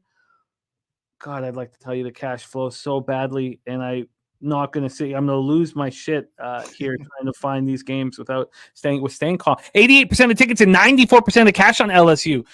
Everybody on LSU here at this with this information from the Action Network. 3,719 tickets in. The public on LSU, but the line is moving towards them. And from a total side of things, 50-50, but 82% of cash on the under. We've just seen it rise. Take it away for us here, Mikey Money, Rebels, Tigers. I think it's a great game. This is going to be a fun spot to watch here with this SEC Battle Royale. Ole Miss sitting at number 1 at 15-1 in the SEC right now. And what that does is it paints a giant bullseye right on their back here. LSU coming into this game, clearly when you look at the conference and kind of where LSU falls, they're ranked kind of, bottom half of the league, even bottom third of the league in the SEC. But it's only because of kind of some stagnant play where they just haven't gotten the results. They rank third in effective defense out there in the SEC. They're fourth at field goal percentage, lowest second chance opportunities out there. So it's a team that rebounds very well.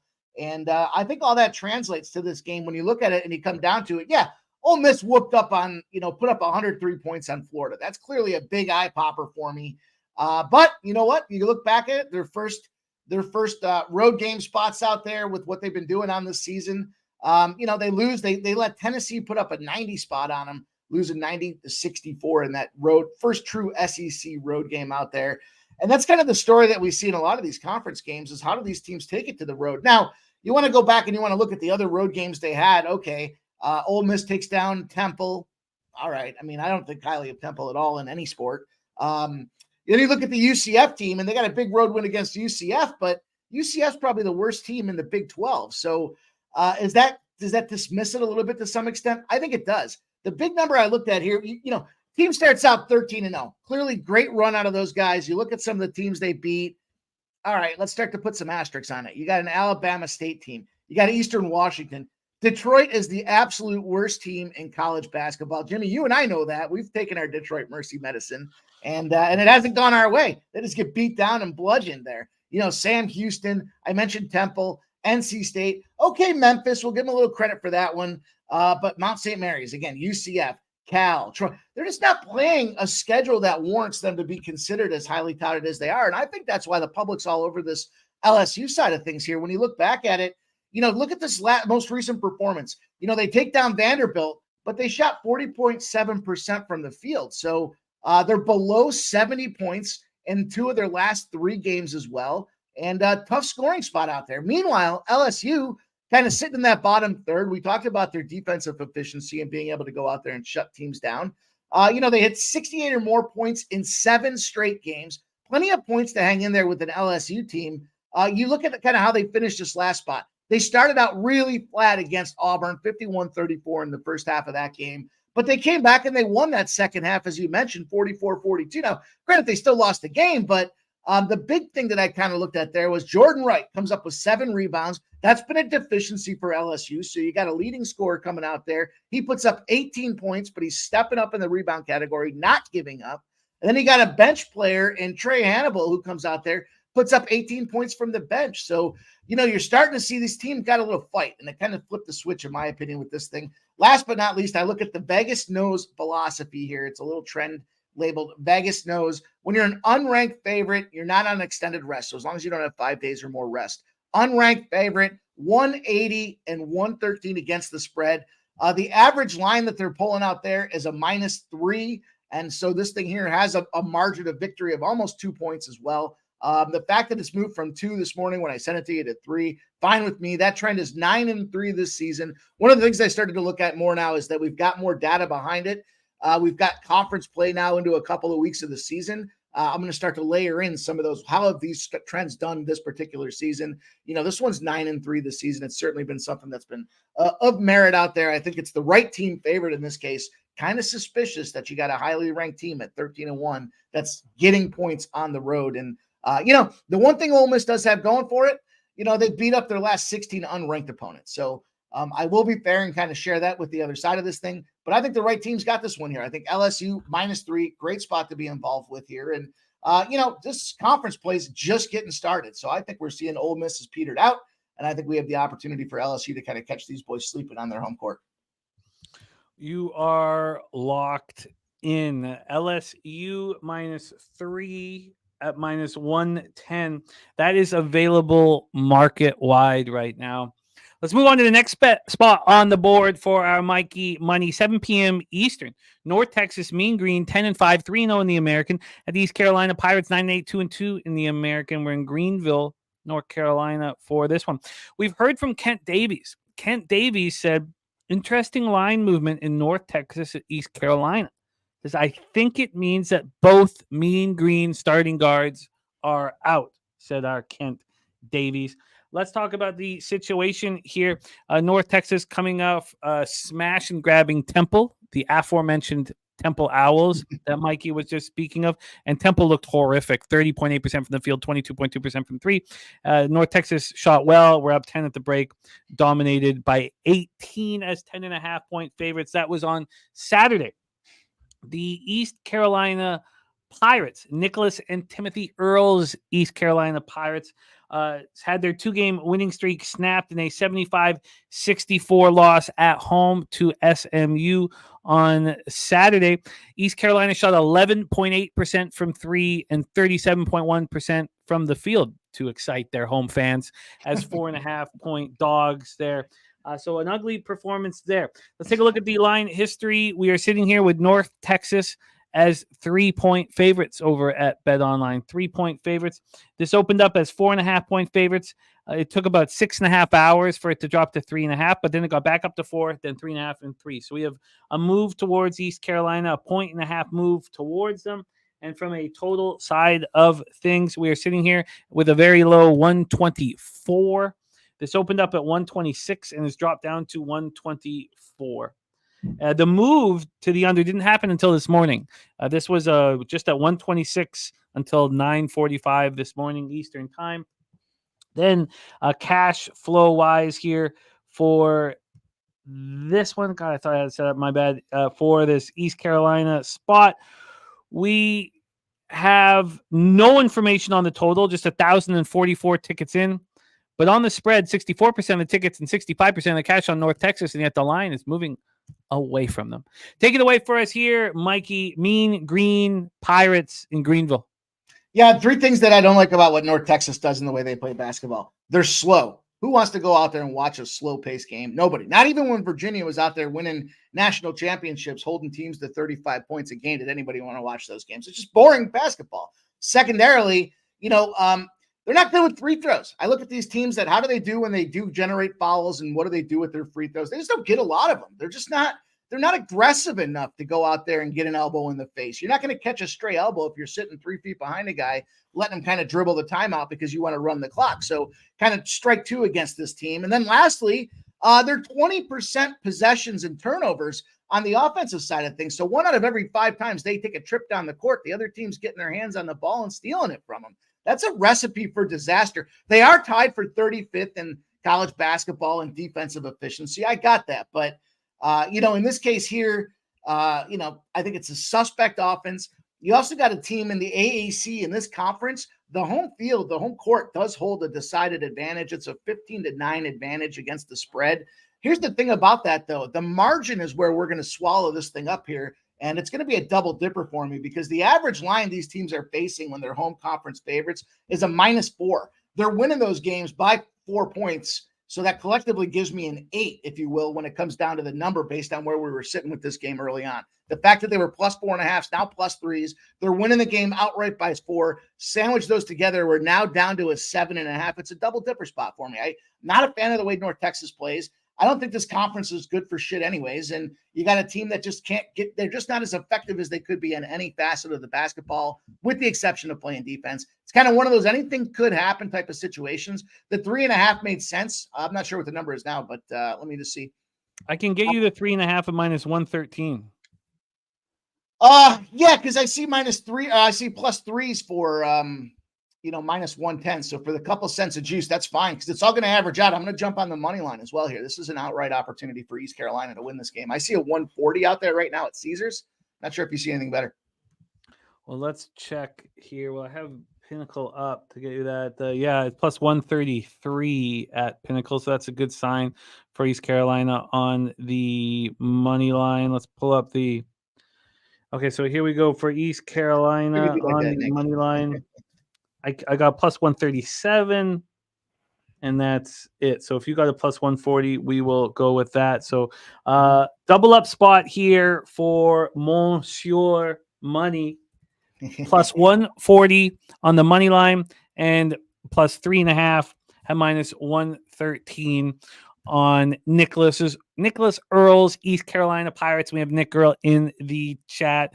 By the way, Ricky Bobby on East Carolina team total over. Billy Friedrich on the other side, though, says he's on North Texas -3, even if they're missing their starting guards. ECU not good. Joe T says, I've been on North Texas over quite a bit, and they haven't come through.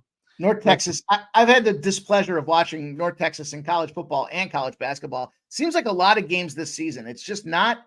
It's a boring way to play basketball. And what happens when you run that slow pace? You take a miss, and then you're missed. The other team goes down and they're effective. Then you get a turnover. It's just a bad spot to be where things can compound quickly, and that's how you lose a game like this spot here. So that's what I'm expecting. It'd be different if it was home court. You're used to the sight lines. You're used to the routines. You got to go to East Carolina and different environment altogether. So I know it's going to be a hostile crowd. There'll probably be all 250 people there, but doesn't mean that they can't come out there and make a little bit of noise, get in their faces, distract them with those sight lines, and come up with that straight up outright win for us. So that's going to be where the money's at tonight for me. 5,000 were at East Carolina's last game as well. So just put a little respect on their name. Let's roll. I know Nicholas is proud that I said that. Let's move on to the next one on the board. 8 p.m. Eastern. We have the West Virginia Mountaineers, 6-10, 1-2 in the Big 12. Not a good basketball team at the number 15th ranked Oklahoma Sooners with the Lloyd Noble Center in Norman, Oklahoma. These Sooners are 13-3, 1-2 in the Big 12. Let's get into the rest in the situation. West Virginia snapped their 3-game losing streak with a big 76-73 win at home versus the number 25 ranked Texas Longhorns. Look, West Virginia played very well, and it was a surprise. They were 6.5-point dogs, and they won outright. So that is West Virginia. Is this a letdown spot? We have an angry Oklahoma squad that's lost 2 straight games on the road and is very happy to be back home. They lost to TCU 80-71 and then lost at Kansas 78-66, losing by 12 there.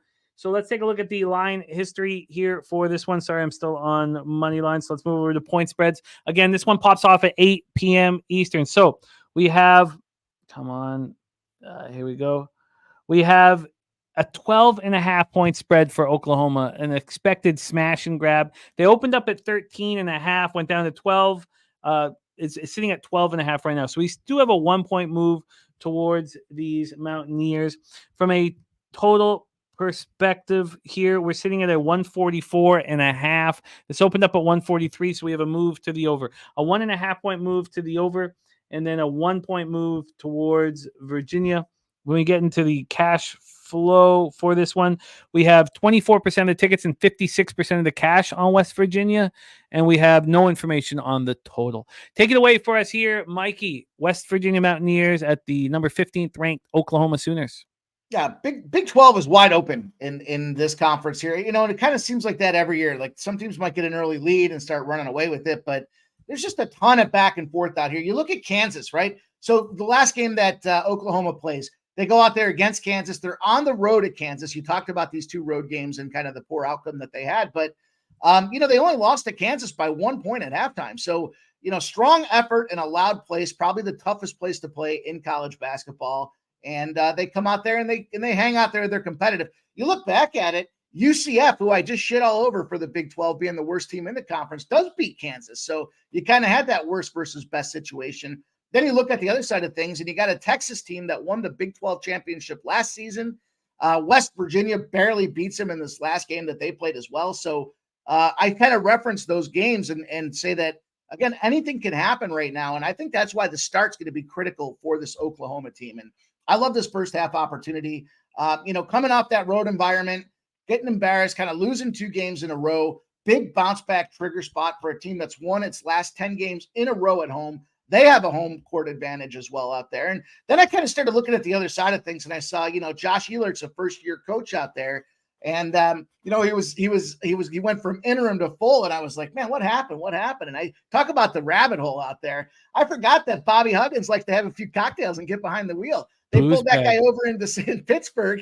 Couldn't even tell you what city he was from. The guy blew a fucking .210 in the middle of the summertime when they should be going through the transfer portal to get the job done. And, disappointing outcome. Obviously, they have to say, hey, you know what? We can't even find a coach. We had players that just wanted to get the hell out of Dodge. Then nobody even wanted them in the transfer portal. So I think that's a big concern when you look at the coaching opportunity. The big kid they got out there that came, he's now a 2-time transfer coming out of Montana State, Raekwon Battle, was rejected initially for the exemption to be able to come out there and play for, this squad here when it comes to West Virginia. But they did overturn it. They did allow him to come back out there. So he's going to be good for, probably 14, 15 points on the game. But that being said, look back at this West Virginia team. They lost to Monmouth at home. I know it was back in November, but you're going to come out there. You're going to play a pissed off team in Oklahoma with your your new permanent coach. And it's going to be a tough spot where you just don't score enough points. West Virginia is averaging 67.9 points. They're shooting 40.6% shooting from the field and 30.3 from the 3 line. You look at the other side of things, Oklahoma's 13 points better points per game. They're 9 points better shooting from the field. They're 5 points better shooting from 3. Oh, and I forgot the foul line, one of my most favorite stats. They're 4.5 points better shooting from the foul line. Bad spot to be out here with your backup coach. I mean, your new coach, and a team where Oklahoma's real pissed off on the road. It's going to be cocktail night out there for Bobby Huggins, and I think it's going to be an opportunity to watch his team get blown out. -6.5 for the first half spot for me all day, every day, twice on Sunday, especially in June, with a nice pitcher full of lemonade mixed with some vodka, maybe a little grenadine on top of it for a little coloring as well. Sure. Why wouldn't you? It's funny. The first half is moving in Oklahoma's direction while the full game is moving in West Virginia's direction. The -6.5 that's available -115. Pinnacle's got 7.5 up. Now that's at -102. I did click to see what the 6.5 would be at Pinnacle. It's -121. We can get you that -6.5 at -115 though. So Perfect. You are locked in for that one. Oklahoma first half. All right, let's move on. We got 2 more spots here on the board before we get into NBA with Dutch Boy Fresh. Dutch Boy Fresh swept the board last week with us 3-0. But let's roll here. Next up for us is 9 p.m. Eastern. The Terps, Maryland Terrapins, 11-6, just 3-3 in the Big Ten, head to Evanston, Illinois, to face the Northwestern Wildcats, 12-4, 3-2 in the Big Ten. Why is this not happening? Sorry, I got some issues here. Let's get this up. Here we go. Okay, taking a second here. All right, but let's get started here for this one, Mr. Money. We have Maryland on the road. They have played back. They've 2 of their last 3 games have been on the road. They lost at Minnesota by 3, 65-52. They beat Michigan at home 64-57. And then they traveled to Illinois and beat them 76-67 on Sunday.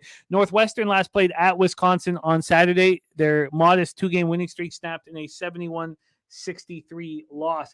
Let's get into the line history here for this one. I got first half up, so let me just quickly move back to full game and see what we are dealing with here. Again, 9 p.m. start. We have right now at Pinnacle, 4.5-point dogs are Maryland, but we're going to go right to Bet Online because they got these lines out first. This opened up at 3.5 and it's now at 4.5. We have a 1-point move towards the Wildcats. And from a total standpoint here, we have it's sitting at 131.5 at -105. This opened up at 128. It's back up to 132. Wow, this is just all over the place. So, sorry, this just moved to 132. So we have a 4-point move. 4-point move at Bet Online right now. That's a big one. And then cash-wise for this 9 p.m. start, no help on the total. No information on the total, but we know that it's moved heavily to the over. And then 82% of the tickets and 92% of the cash on Northwestern. 1-point move for all that money. AOD in the house. What up, my man? AOD. Take it away for us here, Mikey. Terps, Wildcats in Evanston. Books, I think, are holding back a little on that line movement because they saw what Maryland could do against Illinois. But we talked about the conference or the court advantage that you have in the Big 12. And I think it goes the same when it comes to the Big 10. When you look up north here, there's 2 things to do in the wintertime. One of them, stay in the dorm with your girl. The other one is to go to these college basketball games. And this place is going to be loud and rocking. It's incredibly difficult to travel into a spot like Northwestern, let alone to do it 2 times in a row after going into a place in Illinois and getting that job done. So we might have been seeing that the deal with Terrence out there with Illinois is starting to make an impact to the team overall, maybe, potentially. But it's, again, a second road game in a row. It's difficult on the road. I think you look at the way these 2 teams are spread out. You've got 4 guys that are double-digit producers for Northwestern. 18.3 points a game, 13.8 points a game, 11.4 points a game, and 11.7 points a game out of those 4. You're one short on the Maryland side of things. You've got 3 guys out there that are putting up spots, and one of those guys is a 20-point-a-game guy in Jameer Young. Big thing for Jameer Young out there for 19.9 points a game. It's kind of top heavy. It's not like you're one guy short. You got one guy holding the basketball too much. You start shutting him down or he has that cold day, you're in a bad spot. Additionally, I just talked about this with the last game. Northwestern averaging 73 points a game. Maryland 70.9 points a game. The shooting from the field, 47% an advantage for Northwestern, 41.1 for Maryland. The 3 points, a 10-point advantage on threes and a 3-point advantage on free throws as well. You're short a guy. You're not as good when it comes to the overall averages and the margins. You just came off a huge game. Oh, and by the way, you got other teams on deck, Michigan State, Iowa, and Nebraska. I think this is a great schedule spot for a 12-4 Northwestern team. I think it's a potential look-ahead spot for a team in Maryland that's going to be real big about themselves after what they just did with Illinois. And I just think it comes down to not having enough firepower. Northwestern's won 10 games in a row when they're at home and have that rest advantage as well. And I think that's going to play out over the long course of this game. Not the first half necessarily, but what we'll see here, I think, is this team pulls away in that second half. And the fact that it's moving now to 4.5 doesn't scare me off that number. I still think, as long as we stay below a 6, I think that's probably the number that I have to get this game done. So 4.5, if there's 4s out there, 6 and 1.5, a dozen on the other to me. I think this is a good opportunity for Northwestern to put another nice positive check mark in the win column as they start to build their resume with quad 1 opponents. You got it. The best we can give you, though, -4.5 at -107. Jake Burns says Northwestern easy. Yeah. Don't like seeing the information here in the chat from our Dave Berkey. I am on the under in the Blackhawks Sabers game. Got that at 6.5 last night. But Berkey says that he had Wendy's last night and he's had to shit 6 times today. He says that 6 lines up with the total on the Sabres game. It looks like it's probably going over. Got to hang out with your man there, Dave, for the first time on stream the other night. So a lot of fun with that guy. And the Sabres do have the goat head jerseys tonight. Last time they wear the goat head jerseys on the season. That's a big factor for them. They did take a couple L's this season, but look out for them goat heads tonight with a suspect Chicago Blackhawks team. He's going to take some Imodium to help with the under at this point for drink a little water. Got to stay hydrated. Move on to the final spot on the board for you, Mikey. UCLA Bruins 7-10, 2-4 in the Pac-12 at the Arizona State Sun Devils 10-6, 4-1 in conference. We're at Desert Financial Arena in Tempe, Arizona. UCLA got a win, a rare victory for the Bruins. Pauley Pavilion 73-61 on Sunday, and nobody is going to these basketball games. 6,532. What the hell has happened to the UCLA Bruins? But they got a win. Shot 50 from the field, 42.9% from 3. We're out rebounded as per usual, but did win 71-63. For Arizona State, they also just lost to Washington, but they went to Washington and lost by 15. That snapped their winning streak. That was back on Thursday of last week. So they have a rest advantage, and they're an angry group, and the Huskies had to shoot 52% from 3 to take them out, whereas the Sun Devils shot just 23.5% from 3. Washington was 7.5-point favorites, but Arizona State did not look good in that one. So let's take a look at the line history here for this one. Bruins, Arizona State. This one also pops off at 9 p.m. We have Arizona State sitting here as 3.5-point favorites at BetOnline. That is juiced to -113. They opened up at 3. They're now at 3.5. It was 2.5 at 2:45 in the morning, but we're sitting here with a 0.5-point move towards the Sun Devils. From a total side of things, we are sitting here with a with a 130.5. This opened up at 127.5. So we had a big move to the over and a very slight move to the Sun Devils. 75% of tickets and 77% of cash is on Arizona State. Would you like it to move more than a 0.5 point? Well, it is at 4 Bovada. Why don't we just see what it is? As long as it's moved, it's important to me. You know what I mean? If it's not moving, that's frozen's not where you want to see that thing. No, I agree with you. Absolutely agree with you. And it's juiced, the 3.5 is juiced to -114 at Pinnacle. So that means that 4s are very likely on the way. 75% of tickets, 77% cash on the Sun Devils. And on the total, you have 25% of tickets on the under and 84% of the cash. Yet this has climbed 4 points. So confusing information there. Take it away for us here, Mikey Money, your final game on the board, our final college basketball game on the board before we get into NBA with Dutch Boy Fresh. Take it away, Bruins, Sun Devils. Yeah, bounce back city right here for Arizona State. Look at what they've done out there. 5 games in a row that they came out there as dogs. They went 4-1, coming off a tough spot of that Washington loss there on the road as well. You mentioned, obviously, that's that kind of pivotal spot because UCLA did come out there and beat Washington.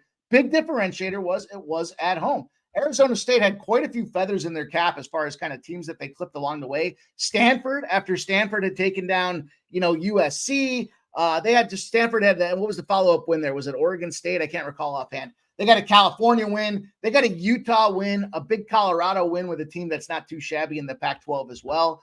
Playing hard. They were probably due for some regression out there. And where that regression came is it kind of hit the wheels kind of fell off in that second half. They shot poorly. They just didn't get the job done. And I think coming back home, that's an easy enough kind of solution to remedy there. Plus they have the rest advantage. So the wheels fall off in the second half. They're 40-29. They got out rebounded. They were up though in that first half, 34-31 to come back and have that game kind of swept out from underneath them. They gassed out.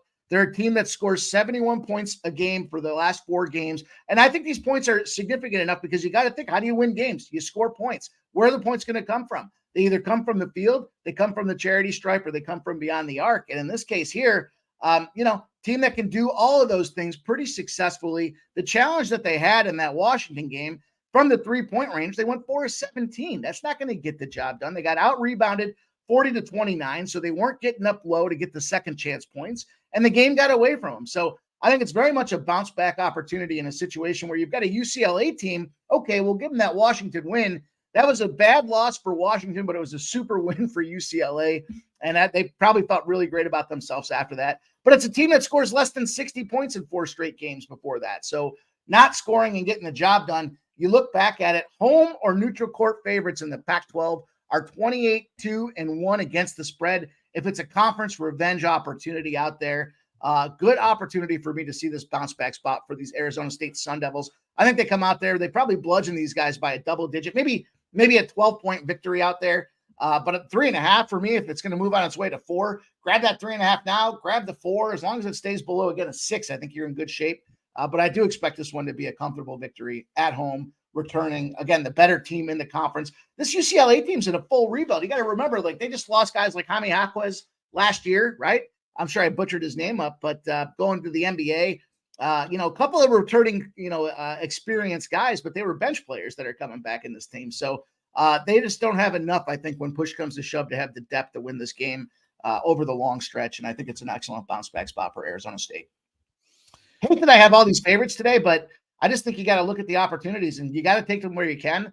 3.5s to me are those numbers where it's like, hey, we can, 4.5s and 5s are a little squirrely, but if we can get those 3.5s and 4s, I think we're in a good spot. You are on East Carolina as a dog, and you doubled up on that money line spot. Let's review Mikey's action. LSU -3 at -110. East Carolina +3 at -113 and the +140 on the money line. Oklahoma Sooners first half -6.5 -115. Northwestern -4.5 -107 and Arizona State -3.5 at -110 is Mikey's card this evening. Last call pops off at 6 p.m. Eastern, right here on Pub Sports Radio, Monday through Friday. What's in store for us tonight, Mikey? Oh, man, we got LJ from the H coming back. We're going to ride on slab all night with our boy, getting it done, rocking and rolling, and seeing what he's got to share in the world of props. NBA navigating the association, helping us get to the window, cash and big tickets. So good week. The wheels fell off a little yesterday after a huge week last week, and then we rebounded and picked them all back up yesterday. So we're running, baby. It's going to be a lot of fun. We're going to get it done. And I don't want to keep your boy Dutch, that fresh motherfucker, on ice. So I'll be seeing everybody up here 6 p.m. Eastern, Pub Sports Radio. Shout out to everybody in the chat. Jimmy, thanks for the opportunity. And I'll be seeing you soon, my guy. There he is, Monsieur Money in the house. Let's go over this here. Our next guest swept the board last Wednesday with us. We are starting to see his record mimic what he delivered not last year, but the year before, when he was at 60% for the entire year and finished at 59.8% against the spread, which is the highest out of any capper I've ever had as a guest through a season-long performance. He's 30-22 at 57.7% plus 5.7 units. That includes 3 winners that he didn't give out because the line had moved so far in his direction that he didn't give it out yet, and they cashed. But for official spots here on the show that he's put out, 30-22, 57.7% plus 5.7 units, and ROI plus 10.96%. You know, every time we're talking about double-digit ROI, it's a special thing. Average line minus 110, and fresh off sweeping the board, delivering for us here. Please welcome from Las Vegas, Nevada, Mr. Dutch Boy Fresh.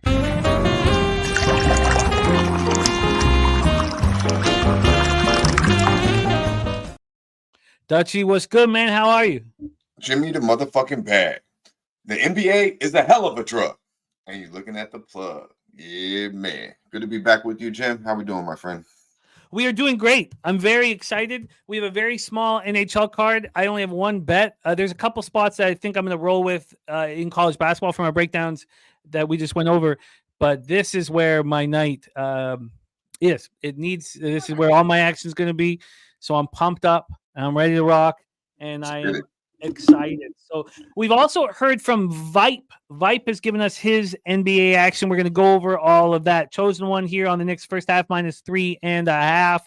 Let's get to work right now. So let me just move this over and have this set up here. Just got to get my cash flow over to NBA. I got Pinnacle up here. Where's my cash flow? It's right there. Move over to NBA and get the line history going here over on NBA. And let's roll. I'm excited about this NBA card, so let's fire away. The Golden State Warriors game has been canceled, postponed, so we know that is in effect. Do you have any notes on that, by the way? I didn't know that game got canceled. I had the fucking Jazz. That game got canceled for real? That game got canceled. A medical emergency with one of the coaches. I'm sure the information's out now. When it was first given to us from Jose and from Perky, there wasn't any information I could find online, but I'm sure it's coming out now. So we will discuss all that. But let's get to work here. We start at 7 p.m. Eastern. Minnesota Timberwolves 28-11, 12-9 on the road to Detroit Pistons, 4-36, 2-17 home. We're at Little Caesars Arena in Detroit, Michigan. Minnesota over their past 5 games is 3-2. They're playing at the 3rd slowest pace in the NBA, 96 possessions a game, and their efficiency is high. They're shooting the ball well, 50.5% from the field over these 5 games and 38.9% from 3. Detroit 1-4 over their past 5 games, playing at a pace of 99.20 possessions a game. They are shooting the ball pretty well, surprisingly, as well over the last 5 games, 49.1% from the field and 35.8% from 3. We have right now, we're going to go back to Pinnacle openers and Pinnacle line moves. We have Minnesota at minus 12 and minus 104. This opened up at minus 11.5. So we have a 1-point move towards these Timberwolves. And then from a total side of things, we are sitting here with a 222, a minus 109. This opened up at 223. It did get up to 223.5 until it started dropping. We're now sitting here with a 222. So a 1-point move to the under, a half-point move to the Timberwolves. 29% of the tickets and 52% of the cash is on the Detroit Pistons. Half-point move towards the Wolves. And from a total side of things, 77% tickets and 84% cash is on the over. So I don't need any of this. So let's go into my notes here. Wolves coming off their 2nd straight win, 109-105 at home over the Clippers on Sunday. Gobert playing the best basketball we've seen him play, since he deep-throated the mic and caused a worldwide pandemic. 15 points, 18 boards, and 4 blocks last out. Ant went for 33 and 6. He's having the monster season. The Pistons snapped their 7-game losing streak with a 129-117 win at the Wizards on Monday. And here we go, Alec Burks resurrecting his career. He went for 34, and he's going to get moved to a contender, and it's good to see. I like it. Averaging 18.7 points per game over his last 11 for the 32-year-old. Now, the Pistons will have, we expect, both Danilo Gallinari and Mike Muscala to make their debuts. They will never be on the floor together. Monty has told us that. Here we go. Take it away for us. Dutch, fresh off sweeping the board last week, Wolves, Pistons. Yeah, man. Real quick, big shout out to the real ones we got in the chat holding us down. Stan Miami, Sam Comer, I see you, my dude. Lucky Power, J Mac in the building. Appreciate the kind words. 451. Get that dough, my guy. Get that dough. Yeah, man. I like the Wolves here. I want to say it's a Wolves spot kind of Jim, but I just they do have Memphis on deck tomorrow. I did have Utah play, so that bet will be voided, and I like that bet an awful lot. So it's quite frustrating. Someone in the chat says assistant coach with heart issues. Saturated said COVID. I don't believe that shit. Saturated motherfucker. Fuck that. But this game here, it's Minnesota. I know. Shout out to the Pistons for finally winning the motherfucking basketball game. Went to Washington as a 5.5 point dog and led the game. Throughout, led by, as you mentioned, Alec Burke. You start hearing his name going through the grapevine a little bit in the trade talks, and all of a sudden this motherfucker dropping 30 pieces of shit. He wants to get the hell out of Detroit. He definitely wants to get the hell out of Detroit. But surprisingly, the Wolves lost to these boys. They have lost 2 straight to Detroit. One very recently, January 11th, they lost as a 6.5 point favorite in Detroit. They lost by 17, Jim. 17-point win. I don't think Detroit's beat anybody. I mean, they barely win. They beat these boys by 17. The Wolves are 5-1 ATS. Last 6 against the number. Kind of came back a little bit, but a couple weeks back, they're back to playing Timberwolves basketball that we've seen at the start of the season, and they play elite perimeter defense, which the Pistons can't really buy a fucking 3-pointer. So it's gonna be pretty tough for these boys from the perimeter. They are 5-2 ATS last 7 meetings. So up until these last 2, they had coverage 5 straight. But where you look at Minnesota and you want to hesitate a little bit, Jim, and this is probably why I'm not at the window. Well, 1 is the number. 2 is they're on the road.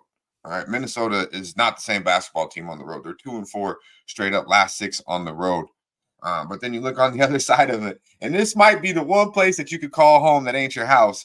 The Detroit Pistons are 1-17. That's right, Jim. 1-17 last 18 at the crib. I mean, 1-17 in Detroit. That's just fucking pitiful. So I would not look Detroit way. I can see why maybe someone think they could sneak in this number. I don't believe they're looking ahead to Memphis tomorrow by any means in Minnesota. We know what Memphis is. So I would expect the Wolves to put these boys away early, to be quite honest with you. Maybe the first half will hit my card. I'm going to go back looking at it a little bit more now that the Utah Jazz won't be here. But the first half was appealing to me. Full game was a little bit of appealing, but the numbers just a little high for me on the road. So it's a heavy lean here to me for the Wolves. I think they put these boys away. I think it's a Wolves spot after losing in Detroit by 17 last time. So I should probably be on this first half here. Yeah, I get it. Hey, OD giving us a halftime score 63-35. Rick J saying that trading Bagley away is positive energy in the locker room. I agree with that. And we have a best bet from BJ in, so we will discuss that. Thank you, BJ, for sharing that with us. If the Pistons, God, I have this like optional misery thing with the Pistons, and I can't comprehend why I have this sickness for betting on these horrific teams. But the fact that they beat the Wolves already means that the Wolves just can't come in, too blasé. I haven't listened to that song in a long time. Blase. But they've been. I'm going to stay off of it. Did you want to make this official? What's the first half number you got out there? I haven't bet it yet, so I'd have to bet after the show. I mean, the number was just so big to me, Jim. What do we got first half?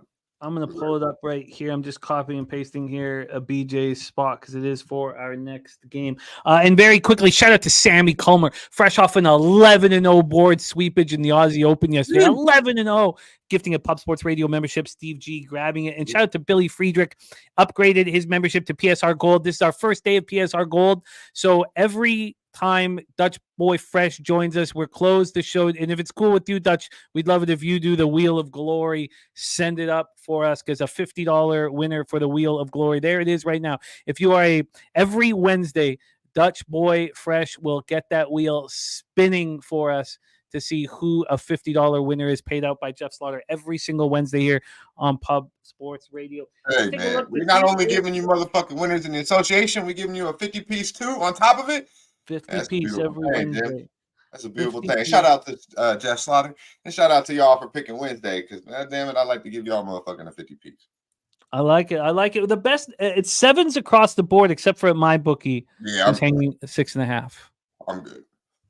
All right, we're going to roll on at this point. And of course, thank you, Jose, reminding us. It is also Tori Coker's birthday today. So we want to give out a birthday pick for our guy, Tori Coker, whom we love dearly. Thank you for mentioning that, Jose, in our chat. So let's roll on. No action for us in game one. Let's move on to game two, and BJ dropping his best bet, 5 units, which means if you know BJ, that's 2.5K he's moving on this game. He makes big boy bets. State Farm Arena in Atlanta, Georgia, the Magic 22-18, 9-13 on the road. Atlanta Hawks 16-23, 7-11 at home. Over the past 5 games, both teams are 2-3. They're polar opposites. Orlando has been the slowest paced team in the NBA. Atlanta has been the fastest paced team in the NBA. 7.5 possessions more a game the Atlanta Hawks have been getting over the last 5 than the Orlando Magic. Other than that, they're very similar. They're both shooting poorly. Orlando 42.9% over these 5 games. Atlanta 43.2%. Orlando 30.5% from 3. Atlanta 32.6%. Orlando dealing with a ton of injuries. Some players are coming back, and we're going to go over all of that. But let's get into the line history here for this one. We'll start with the total. This total is sitting at 229.5. This opened up at 233, and it got up to 234 before this huge drop. So I guess there's an expectation here that it will be the Magic who can dictate the pace. A shout out to Ricky Levine. Ricky Levine. Is the Sabres game postponed today? I thought they were saying it was. Oh, damn. Did we lose our action today? Why did I think that was going to be tomorrow for some reason that we were good for today? I didn't even. We're all losing it. We're losing it on the hardwood and the ice, Jim. Yeah. Utah was my favorite play. Utah would have been the birthday pick. God damn it. Can we? So I thought you're right. It was today's game. What am I talking about? Damn it! God, I smash a market move and it's gone. Move to tomorrow. Date change that will cost my bet. That's fucking annoying. Okay, let's get back to this spot here. Now the importance for NBA action is even more so. So we have Orlando sitting here as 2-point dogs. 2-point dogs. Let's see what Pinnacle has done with this. They have it slightly juiced to the Hawks. No, I'm on first half. That's why. What the hell's wrong with me? My bad. Of course, they're bigger dogs than that. Sorry, let's go. My bad here. We have them sitting as 4-point dogs. Come on, show your fucking face here. We have them sitting here at 4, juiced towards the Magic, +4 at, depending on where you shop here. In fact, actually, I take that back. It's 4 everywhere except for Pinnacle. Pinnacle has a 3.5. Now, it's not a real 3.5. It's +102 if you want Orlando +3.5. So, respectfully, it's a 4. Let's go into the total here for that one. We did that already. That's been a huge move towards the under. Sorry, let me go back. And then into the cash flow for the Magic Hawks. You have 49% of tickets, 49% of cash on Orlando. Then you have 37% of tickets and 52% of cash on the over.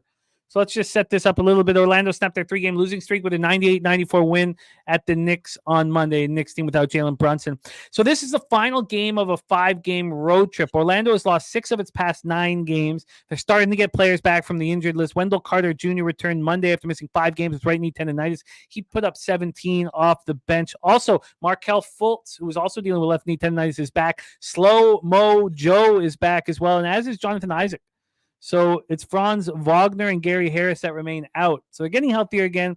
You can imagine that the winning will probably follow them. Hawks had a 2-game losing streak, snapped in a 109-99 win at home versus Spurs on Monday. Trae Young went for 29 in the first half, made his first 6 threes, was 10-14 from the field in the first half, and he's had a shooting slump. Then he falls apart in the second half, 1 for 10 from the floor, did not make another 3. Hawks have lost 8 of their past 12 games, and this is the final game of a 5-game homestand for them. And the Hawks lost at Orlando 117-110 in overtime 10 days ago. Take it away for us here, Dutch, Atlanta, Orlando. Yeah, man. Shout out to Smoking Tree, like in the Hawks first half here, -2. Shout out to our guy, Daby Cab. Check us out a little later, 7:15 Eastern time. All about the hoops. Check it out right here at Pub Sports Radio. We'll be breaking it down. This game is very intriguing to me, Jim. I mean, you kind of, you said it. What you said at the end. What's the most important part to me here is, they did win by 7 as a 2.5-point dog in Orlando against this Atlanta team here, on the 7th. So a little over a week ago. Now you got Atlanta back at the crib. Last game of a road trip, last game of a homestand here, both sides. Man, kind of light, man. I want to bet Atlanta here. I really do. But man, they're 3-13 against the number at the crib. I mean, you just got to throw that out the window because this is a spot for Atlanta. But 3-13 against the number. This is Atlanta Hawks team that, if you follow basketball for the last couple of years, we've been able to make money on them at the crib and fade them on the road. Now they're just a motherfucking fade. I mean, you say what you will about Trae Young. He's a very talented player. You got Devontae Murray, very talented, going through the trade. His name. Both guys are really going through the trade, especially Murray. So who really knows what's going on? Does Snyder really, does Clint really have control of this basketball team? I don't believe so. I mean, it really damn near seems anyone on this roster is ready to be packing their fucking bag. So is this a team that you want to bag? I don't know. I can't go with Orlando in the spot though. I do think it's an Atlanta spot, and they are. Orlando is 4-1 ATS last 5 meetings. However, 1-5 last 6 in Atlanta straight up. 1-5 last 6 straight up in Atlanta. But this ain't the same Atlanta team, man. I do think Atlanta has enough to put them away. Banchero is going to be a problem though. So if you like Orlando, look Banchero's way. I believe they have absolutely nothing for him. But I just see Atlanta holding it down at the house. I see Murray having a big game. I see Trae Young being a little more, efficient. Because if he's efficient, he's okay. Don't turn the ball over like it's the thing to fucking do. And I think Atlanta handles business at the house. Tough game for me, Jim. Nothing official here. And I would be on Atlanta if it wasn't for the 3-13 record at home. It's just hard to go, man. It's hard to go. It's not like they just got to win this game. They're -4. I could see Atlanta winning this game by a bucket, and I'm just keeping it a buck. Well, and that's, we see BJ on the money line, not on the 4. Joey Marinaccio. I was looking to see what he's on. So he's on the Hawks money line? He's on the Hawks money line. That's his best bet. His best bet. He says his system loves the spot. Yeah. My fault. Go ahead. Oh no! You keep. We want to hear you, not me, in this segment. So Bo Jackson says Hawk spot. He's with BJ.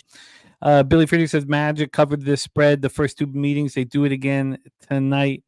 We saw a smoking tree on the Hawks first half. Slow jams. Arsenal leaning to the over 232, and I'm not comfortable here really on either side at this point. This isn't. It just feels very coin flippy. If you have a real conviction, I can understand moving on one side or the other. And I do like the fact, my bad, Jim. I do like the fact that it was they're coming off a big win too. BJ asked might lead me the way because it is a big win against New York too. In New York, I mean, obviously no Jalen Brunson, but Orlando's beat the fuck up. Now you go to New York in Madison Square Garden, you get a big win there. They were down in that fourth quarter too. Come back, big win. Last game of the road trip. Atlanta is very appealing. They're just, goddamn, man. They're just not trustworthy. Yeah. And BJ saying they catch his dogs against New York. I feel you. This evening, all about the hoops with Dutch and Daby Cab with a ton of action. So be sure to check that out. Chris Bogan, our guy Chris Bogan is upgraded his membership to PSR Gold. Thank you, Chris. At the end of this segment, we'll be spinning the wheel. Dutch Boy Fresh will spin the wheel of glory. We move on. 7 p.m. Eastern, $50 every Wednesday here right after the NBA segment. 7 p.m. Eastern, San Antonio Spurs 7-32, 4-16 on the road. The Boston Celtics 31-9, 19-0 at home at TD Garden, Boston. And the question is, will I go to Spurs Suns on Saturday night, or will I sit at the bar and get polluted? I think I know the answer, sadly. Yeah, there's going to be a lot of college basketball on, right? Yeah. Yeah. I love going to the games. They're fun, but God, Spurs I'm not gonna lie, Jim. My fault. If Bill, KD, and Booker are suiting up, and Wemby, I'm probably gonna go just to see. Yeah, and you won't be alone. There'll be a ton of our friends going. So but I won't stay 4 quarters though. Fuck that. I won't stay 4 quarters. Tickets are reasonable too. It's a great place to watch a game. Yeah. Spurs, Celtics, we're at TD Garden where tickets aren't reasonable. Spurs 2-3 over their past 5, playing some good basketball, playing at the second fastest pace in the NBA. We've been saying for weeks now that the pace of the NBA is slowing down. It's still slowing down. This has not stopped. The second fastest pace in the league right now over the last 5 games is the Spurs at 101.9 possessions a game. If we go back, 2 months or even 6 weeks, the second fastest pace in the NBA would have been at 104 possessions a game, not 101.9. This would be in the bottom half, in fact. So they're playing well. 46.4% from the field, 36.8% from 3 over the last 5 games. Celtics are 3-2, playing at the 8th fastest pace, 100.6 possessions a game, 45.5% from the field, but they are hitting 41.9% from 3 over that 5-game stretch. Let's get into the line history here for this one. Nasty Nate liking his Celtics here. They are 16-point favorites at Pinnacle. They opened up at 15.5. There's been a half-point move towards them. And then from a total side of things here, we are sitting at 238.5. It's opened up at 237. There's been a 1.5 move in the direction of the over. When we take a look at the cash flow for this Celtics Spurs spot, 63% of the tickets, 63% of the cash on the Spurs, 77% of tickets, and 91% cash on the over. And shout out to our guy, Chosen One, upgrading his membership to the PSR Gold. $50 up for grabs here, in just a few minutes. Spurs coming off their second straight loss, 109.99 at Atlanta on Monday. Wemby scoreless at halftime and 26 in the second half. That included 9 dunks, man, 13 boards. I kind of want to see that live, bro. Not gonna lie. Damn. Well, I just the mural. I think just smoking blunts in front of the mural at Southtown 101 will be as close as I get here. Number 1 pick, and he's been a monster. 19.6 points, 10.3 boards, and just 28.6 minutes per game. Celtics coming off their second straight win and third in their past 4 games, 105-96 in Toronto on Monday. Jaylen Brown is expected to be back in the lineup. He's not listed as a game time decision or anything, so he's good to go. Drew, Porzingis, and White are all game time decisions, but he is not one of them. So that's a hyperextended right knee, but he will be back. It's not a serious issue, supposedly. 23.4 points, 5.2 boards, 3.5 assists this year.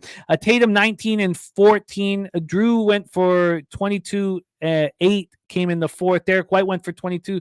So what are we not going to see? It sounds like one of those 2 are not going to be in the lineup, but it's hard to say that now. And then I guess the line will change slightly. Take it away for us here, Dutch Spurs Celtics. Yeah, man. Now heavy hitters in the chat. Pretty much, I'm gonna give you what Sam said. Celtics off a road division, win across the border. Nuggets at home Friday night. So it looks like it's either Spurs or pass. Me, I'm thinking if I had to bet this game, it's Celtics probably first quarter. They don't really give a fuck. But BJ says it best, man. This is a backwood jam. I have absolutely really nothing for it. The one thing you said is 19-0 Boston Celtics at the crib. You know what I mean? It hit black 19 motherfucking times. Are they gonna hit 16? I don't know. It's a big number. I don't lay touchdowns and 2-point conversions in the NBA. I don't do that. So I don't get there are clearly levels to this shit. Everyone can see it. This might be the biggest level that we see from Boston to San Antonio. But outside of that, I mean, I guess you could maybe look Spurs props, if you like to bet this type of shit. Look Spurs props because the Celtics are gonna run these boys up and down the motherfucking court. Yeah, I don't find it appealing. I don't find it appealing either. Let's roll on. 7:30 p.m. Eastern is next up, and Ron Crawford's come in and give us his spreadsheet play today, and Justin McKelvey also has given us his stacks play today. So we have the corner of stacks and spreadsheet boulevard on the Cleveland Cavaliers. Cavaliers. We got to get our guy Justin McKelvey graphics for his stacks. Yeah, we're thinking about working for one on him for the sesh. We put a lot on T though. We're gonna have to reach out to fucking Iceman Vic or Jose. Reverse Ramon because we got a lot of T's ass. The stacks, I can already see how he'd handle it, and Justin deserves one. But for now, we have Ron Crawford's. So let's roll with.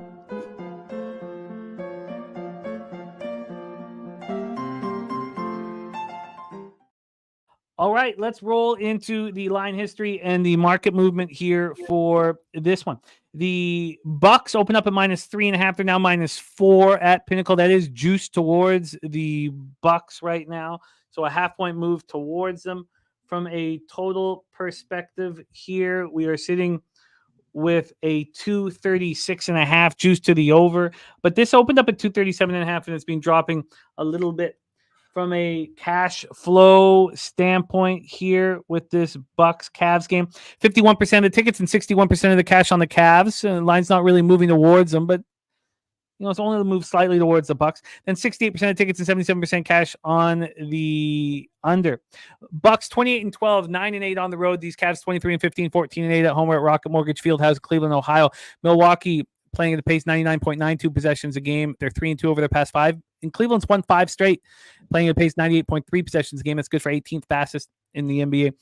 Milwaukee shooting the ball nice, 50.9% from the field over these 5 games and 41.4% from 3. Cleveland 47.3% from the field and 38.8% from 3. The Bucks coming off their 3rd straight win, 143-142 at home over Sacramento on Sunday. We've all seen the clips, I'm sure, of Dame hitting the winner. He went for 29. Giannis 27, 10, and 10. Played through a right shoulder contusion. And that was the bucket that got Spenny penny bombs another K on a $5 parlay. So he hit 1.5K and 1K on back-to-back $5 parlays. And they're all triple doubles and double doubles. Triple doubles and double doubles. That's sick, man. That's sick. So he needed Giannis for the trip dub. And he got it, paid out a K. Overtime, right? That shit went to overtime. That's what we're talking about. Yeah. Hey, that motherfucker run good, huh? He does have great props, like juicy ass props. But to hit that shit, you got to be doing good, nice in life. Nice things in life. He'll door open for everybody. Now, while that helped our man Spenny, it badly hurt our man Sky Dragon, who just writes disgusting in one word. So, we always have one guy on either side of the fence here. Chris Middleton sat out Sunday's game with load management. He had gone 10 of 13, 24 and 10 assists in their win over the Warriors. So he'll be back tonight. Cavs coming off their 5th straight win, 109-91 at home for Chicago on Monday. Their first game back from Gay Paris. Donovan Mitchell scored 34 points. Jared Allen, 10 and 14. Allen has run 9 straight double-doubles. He's averaging 18.8 points and 15.1 boards over that stretch. Karis LeVert went for 16, 7 and 7 off the bench, and they held the Bulls to 14 points in the 4th quarter. Take it away for us here, Dutch, Bucks, Cavaliers, and we have the corner of Stacks and Spreadsheet Boulevard. Yeah, man. It's nice. It's a nice corner to be at, too. Real quick, we got over 190 people in here right now. Be sure to smash that motherfucking like button. Actually, kill that motherfucking like button. Like I just killed this plain a lemon cherry gelato. Get you right where you need to be. Believe it. Believe that shit. But yeah, man, I like what I'm hearing out of the Boulevard with our boy J Mac and Ron Crawford. I like it. I like it a lot. However, I'm on the first half. Excuse me. We do have man, slipped my mind. Someone like the Cavs first quarter. I believe it was Sharon. I'm with that as well. But where my money's at is the Cavaliers first half. If you've been following me, let them know. First half has been good motherfucking money, and it will be again right here. We're getting plus 2.5. Man, the Cavs, man, I think they'd be up a half. Obviously Milwaukee coming in off that big win. Jim talked about it. Dame time, down 2. Pulls up from 30 like it's nothing, and it was Dame Dollar time. It was a beautiful thing. But the Cavs, man, at the house, first half on the road, really, really, especially at the house, but even on the road of late, I mean, it's the best thing going, Jim. They're 4-0. Just give you the last 5. They're 4-0-1 last 5 first half against the number average margin of win 12.8 points per half, Jim. Almost up 13 points at half. They have won 5 straight. Now you say, I see BJ in the chat talking about injuries. It really, really hasn't mattered who's out on the Cavaliers. The way Jared Allen's been playing, as Jim talked about it, been getting a dope. Looking to what we've seen, back to what we've seen of Jared Allen when he first arrived there. Obviously, they miss Mobley and Garland, but Mitchell is playing like he did back in Utah. This is Spider-Man. He's fucking playing out of his mind. Levert is playing like the sixth man of the year. You got Niang, you got Strus out there who we know can get hot at any time. They got the Wade boy. They could shoot it. They play like team basketball. Most importantly, Donovan Mitchell is back to playing like one of the most elite offensive players in the game, offensively. And absolutely, Milwaukee, we know what Milwaukee struggles with defensively, especially with scorers, guards. They don't have anything. I do believe Jay Crowder is going to get some minutes back tonight, but obviously he's been out for an awful long time. Won't play too much. And Mitchell will go right around his ass. But yeah, they're suspect on the defensive end. Full game, I expect the Cavaliers to win it. Would I be surprised if Milwaukee finds a way? No, because they have the two best players on the court, but they're not deep. And this is a Cavaliers team that's playing with a chip right now. They're playing with a chip. I love what I'm seeing out of them. And, a lot of talk of Mitchell going or staying. Whatever he's doing it right now. He's playing to stay or he's playing to get the fuck out. But this is the Donovan Mitchell you want to be betting on. Cavaliers plus 2.5 and skilled money, Jim. These two teams did play back December 29th. The Bucks won that game in Cleveland by 8 as a 5-point favorite. Cavs were up at that game at halftime by 5.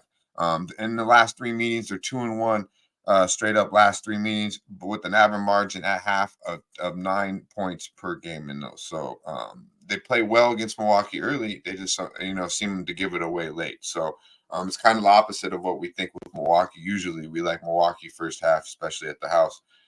Here, I wouldn't be surprised if the Bucks find a way to win this game, but I expect the Cavaliers to be up at the end of 1 and then at the end of 2 as well. You got it. It's actually 2s across the board. Now we found you a 2.5, but it costs 2 cents. It's minus 112 for the plus 2.5. That all good? Yeah, that's cool. That's what I bet, so I'll take it. Cavs first half plus 2.5 minus 112. And of course, Ron Crawford and Justin McKelvey also on that spot. Let's move on. 7:30 p.m. Eastern. Houston Rockets 19-20, 4-14 on the road at the New York Knicks, 23-17, 11-5 at home. We're at Madison Square Garden, New York. Houston 1-4 over their past 5. Playing at the 11th fastest pace in the NBA, 100.21 possessions a game.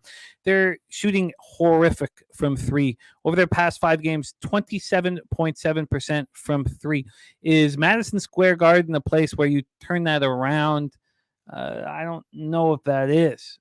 45.1% from the field. That's the same that the Knicks. The Knicks are 45.7% from the field over the past 5 games, but they're 35.3% from 3. We already talked. The Celtics are 41.9% from 3. Nobody's shooting worse from 3 right now in the NBA than the Houston Rockets. Knicks pace 25th in the league, 96.30 possessions a game. Let's get into the line history here for this one. The Knicks open up at -5. Right now, they are -6, and that 6 is juiced. So it's really a 6.5. In saying that, do we see 6.5s anywhere? We'll pin it at Bovada. Bovada is the only spot that's at the 6.5, but Pinnacle's moving that direction. I imagine the other books will as well. From a total side of things, just opened up at 220. It's now at 220.5, so very little movement there.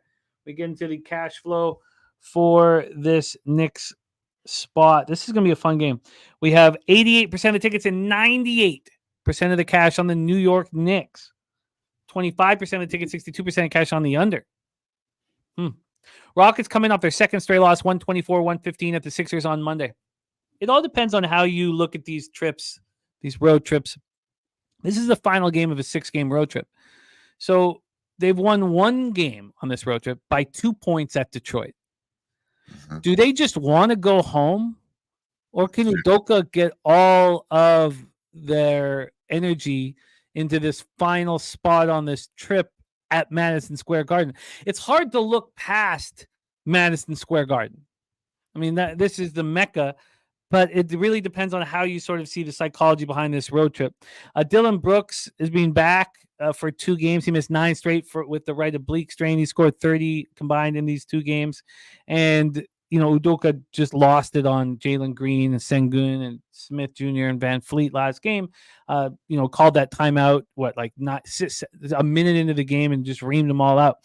The Knicks coming off their second loss in 3 games, 98-94 at home versus Orlando on Monday. Jalen Brunson bruised calf in that loss at versus the Mavericks last Thursday. So he practiced on Monday. He practiced on Saturday. So he's very close to returning. He's a game time decision. So is Hart. Maybe the fact that he was so close the last couple of games means he will play here. Maybe all this money on the Knicks means that people know that he will play here. Terry Eason continues to be out for Houston, which hurts their defense. At least they got Brooks back. So take it away for us here, Dutch, Rockets, Knicks. Yeah, man, I like the Knickerbockers here. And what I like is Jalen Brunson will be back tonight. I believe that's why you're seeing the numbers climb. I got it at 5. And we'll see what we can get out there, Jim. I just think Jalen Brunson back, and then they're a bet on team. It's just simple now. I mean, he's this good. No Jalen Brunson, no bueno. But with Jalen Brunson, Knicks, losing at home, have been doing a lot of winning of late and lost 2 out of the last 3. This is a well-coached basketball team. This is a good all-around basketball team when they have Jalen Brunson on the court, especially when it comes to the fourth quarter, because this is the guy you want shooting the ball in the fourth quarter, not Julius Randle. So I like the Knicks here. They're 7-0 straight up last 7 meetings versus the Rockets. To me, there's just levels to this shit. And they 3-0 ATS last 3. Average margin of win, Jim, 18 points per game versus the Rockets. And, the Knicks have came, last 2 games haven't looked so well. They had covered 6 straight up until that point. So they're 6-2 against the number last 8. And the Rockets on the other side, they've been pretty much a fade, man. They're 0-5 ATS last 5, especially on the road. 1-7 ATS on the road last 8. 1-4 ATS last 5 in New York against the numbers. So I just look at it as this is a nice spot here for the Knicks off a loss. Been chilling at the crib. 6-game road trip here, as you mentioned. Last game of it for the Rockets. 6 games and 9 nights. I look for this game. I look for the Rockets to get ran out the gym, to be quite honest with you, at the 4 quarters. I wouldn't be surprised if they start off, a little bit of juice being in Madison Square Garden. But reality's going to hit. Jalen Brunson's going to, be the best player on the court. And I think the Knicks get right against a Houston team that's very suspect on the road this year. So, I like the Knicks an awful lot here. The Knicks, we can get you -6 at -106. That's the best we can get you right now. 1 point worse than what Dutch bet. Remember that when we see his record, that he's giving us action that you can bet right now, which hurts your record. Will always hurt your record. So it's impressive work hitting 57.7% and ROI double digits with these circumstances that you deal with here every Wednesday. 7:30 p.m. Eastern. Next up, Miami Heat 24-16, 12-9 on the road. Toronto Raptors 15-25, but 9-10 at home. Scotiabank Arena in Toronto, Ontario. Toronto 1-4 over the past 5, playing at pace 100.5 possessions a game. Is 9th fastest. They're shooting the ball much better than they've shot all year. 50.7% from the field and 39.6% from 3. Miami is 4-1 over their past 5, playing second slowest pace in the NBA over that stretch. 45.5% from the field, 37.0% from 3. We have this opening up at Pinnacle at 1.5, and it moved to 2.5 pretty quickly. And then we had a half point of buyback. Now it is juiced to the Heat at 2.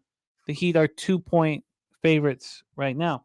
From a total side of things here, we are sitting. Oh, that's Houston, New York. My bad. We are sitting here at 226.5. A 226.5. This opened up at 228 and immediately went down. There was buyback. It got back to 228 at 11 this morning, and now it's back again to 226.5. So a little bit of a buyback spot there. Cash wise here for Raptors Heat, we have 40% of the tickets and 70% of the cash on the Heat. Line's not really moving towards. Well, it did at first, but came back. It's just a half point move. 83% of tickets and 77% cash on the under. So for these Heat, Jaquez out and Kevin Love out. For the Raptors, Trent is a game time decision. Pirtle out. So, which means it's a lot of Thad Young, who I really like, but God, it sucks not having Pirtle out there. Heat coming up a third straight win, 96-95 in overtime at Brooklyn on Monday. Jimmy Bucket's back, went for 31. He had missed the previous 7 games with a sprained right toe and is just the 9th game all season that Bam, Tyler Hero, and Butler played together through the first 40. Hero had 29 points and 11 boards and scored 6 of the Heat's 8 points in overtime. So Jaquez left groin strain. Kevin Love left knee contusion. It was the first game that Jaquez had missed this season, and he's not going to be playing tonight. And Love, was not ruled out, but now he is ruled out. Raptors coming up their 4th straight loss, 105-96 at home versus Boston on Monday. Shout out to our guy C-Mac, upgraded his membership to PSR Gold. Again, $50 Wheel of Glory every Wednesday night with Dutch Boy Fresh after our NBA. There is the Wheel of Glory being put together by our guy Jose Bouquet. So Toronto keeps getting, Barrett continues to play great. Dan Kelly's been cashing his point total over game in and game out. He went for 24 with 9 boards, quickly went for 21. And Scotty Barnes, 10 of 13. So I talked about what they've been shooting over the last 5 games. They just shot 4 of 32 from 3. That's how well they were shooting before that debacle, which means that it would be likely that they start shooting well right here, right now. I wonder if Butler's toe is barking at him here tonight. I wonder if these Knicks are live, but I'm a little surprised to see that 60% of tickets are on the Knicks. Sorry, the Raptors. The Raptors are live. I'm a little surprised to see 60% of the tickets on the Raptors. The big bet's clearly coming in on the Heat. Take it away for us here, Dutch. Any interest for what's going on at Scotiabank? Yeah, man. I don't. This to me seems like it's a Toronto spot, but I don't really know. I don't know. I think Toronto, had a little bit of juice when they got the trade. Obviously the Siakam shit's got to be distracting. I mean, he's he's the best player still outside. I mean, him and Scotty Barnes, pick or choose. Obviously Scotty's got a way brighter future, but Siakam's pretty fucking good, right? He's done the most for the team of late.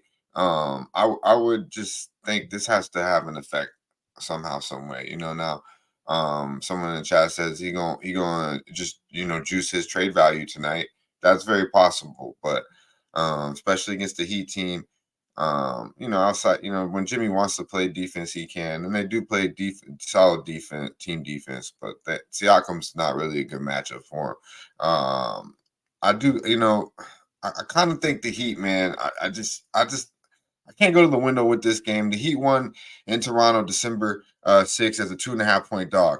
Now, I had lost prior 3 meetings to that and have had trouble going north, Jim, across the border, 5-12 straight up last 17 in Toronto. But then, I'm just like the Raptors, man. It's just not a team that I'm eager to bet on, as after that little juice they got, they've lost 5 out of the last 6 games. At the house, they haven't been a bet on team. They're 3-6 ATS last 9. And then with the trade talks going, it just makes me feel like what's really going on in this locker room right now. The Heat are 4-1 straight up last 5, 7-0 ATS last 7 in conference. The Heat have been playing good basketball despite who's been out there. You can kind of look to fade them a little bit at the house, but they've been playing good basketball overall. So I would probably only look Miami here, Jim, to be quite honest with you. I think it kind of feels like a Toronto spot after losing to Miami already once at the house. Kind of made me want to go to the window with Toronto. I just can't do it. I mean, you're relying an awful lot on Gary Trent to hit threes. You're relying obviously on Schroeder to give you some consistency. And then you guys are very high on this Quickly guy who's still kind of getting, his realm, his fit into this team. And then obviously RJ Barrett, I'm not that high on. So I still think Toronto is trying to figure it out, whether who's staying, who's going, and bringing in these new pieces. So I got to go with the team who's getting their stud back. Got Bam Adebayo out there. They don't want to see him. They got nothing for him, really. Obviously missing the big boy Portal down low, I think is really kind of is a big reason why they've lost 5 out of the last 6. They kind of came back to reality once his ass went to the bench. So I think they're missing him. And obviously a lot of other issues there in Toronto. A lot going on in Toronto, Jim. Yeah, you're absolutely right. I do not feel comfortable backing them here. Are you moving on the Heat? No, I'm not going to move on this game. If I do, I'll tweet it out later. Let me see. I mean, yeah, no, talking it out here with you makes me feel like I should be on the Heat. I was very comfortable. I have 4 good plays, but now that Utah's out, I'm like, yeah, maybe it just, maybe I'm going to reach for one. And so far, it's Atlanta or Miami. We'll see. Also, with that sprained right toe, you probably want to see buckets at shoot around, laughing and feeling good. Right.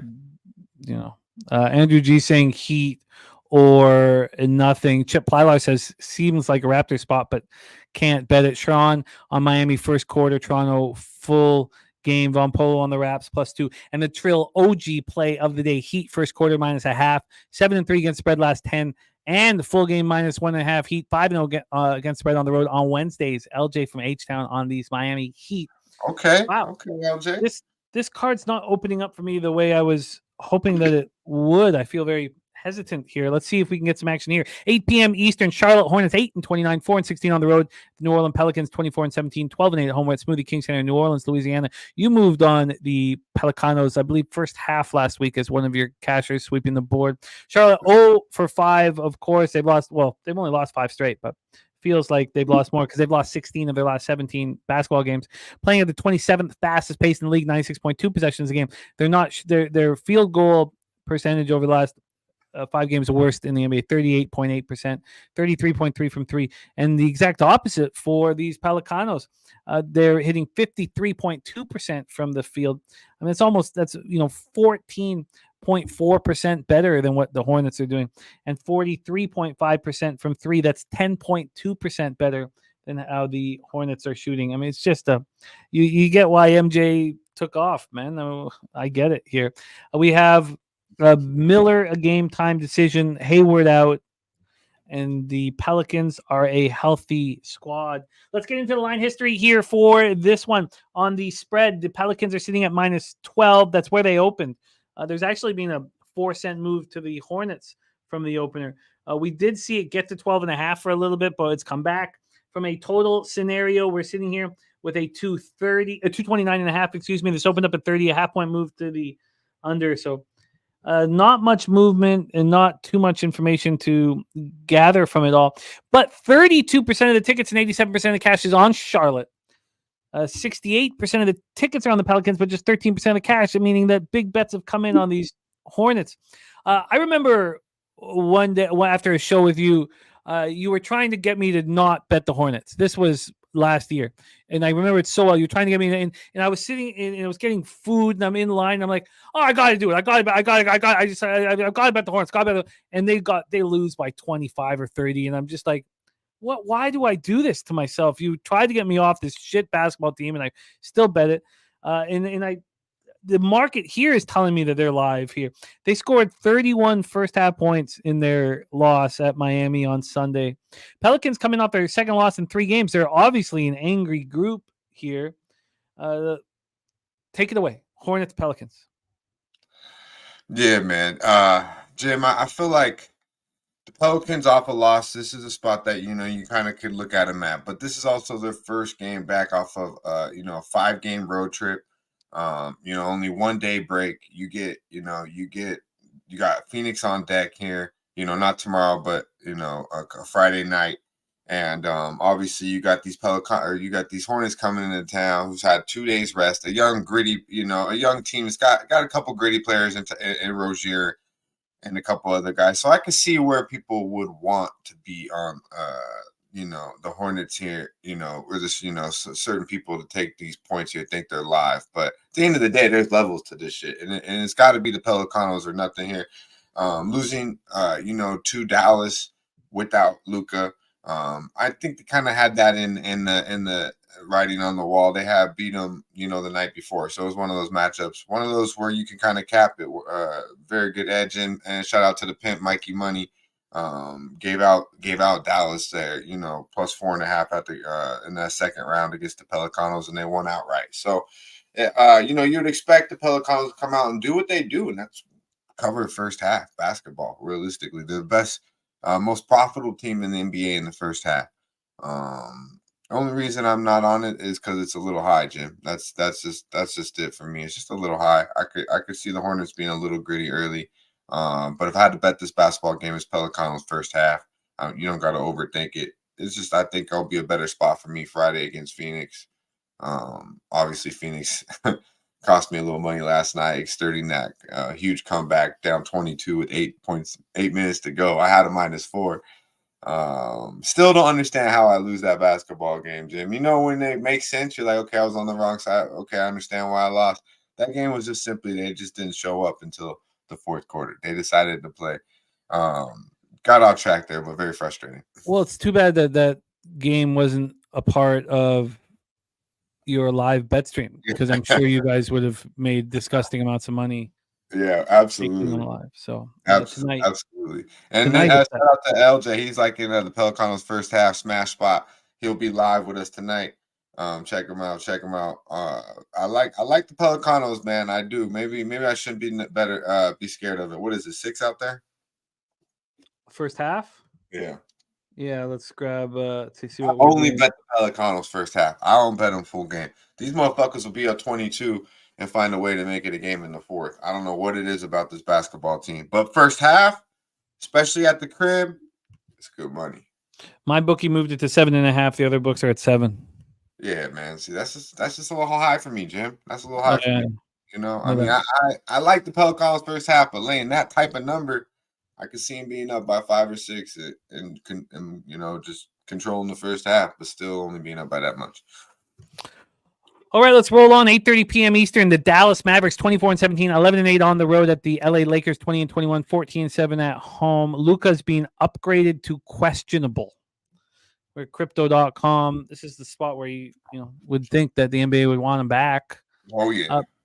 Mavericks 3-2 over their past 5, playing 24th fastest pace in the NBA, 96.8 possessions a game, 46.1 from the field, 38.5 from 3. These Lakers 3-2 over the past 5, 101.90 possessions a game, and they're shooting the ball quite well over the last little while, and the turnaround has happened, part and parcel. 51.6% from the field, 40.1% from 3 over these last 5 games. Let's take a look at the line history here. We have these Lakers right now at -3.5 at Pinnacle. It's 4 everywhere else, but this opened at 3, moved to 3.5, and it's juiced to the Lakers. The other books have moved it to 4. From a total side of things here, we are sitting with a 244. It's -108 to the under. This opened up at 242. We've gone 2 points towards the over. In this one, cash flow wise, we have 50, it just changed, but 54% of tickets and 98% of the cash on the Mavericks. So clearly Luka is in. Yeah, man. 37% of the tickets and 87% cash on the under. So here we go. Mavericks coming off their second win in 3 games, 125-120 at home over the Pelicans on Monday. They won 2 of 3 without Luka.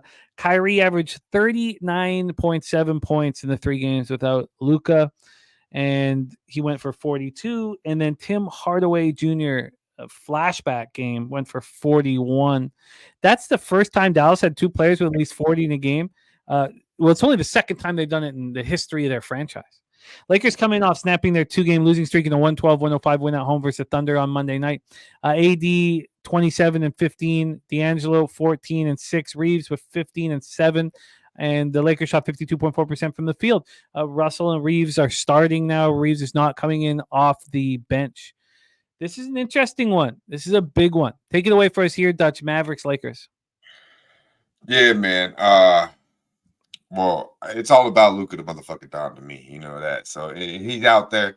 I believe he plays now. I placed this bet, believing that he plays now. I like the Mavericks +4.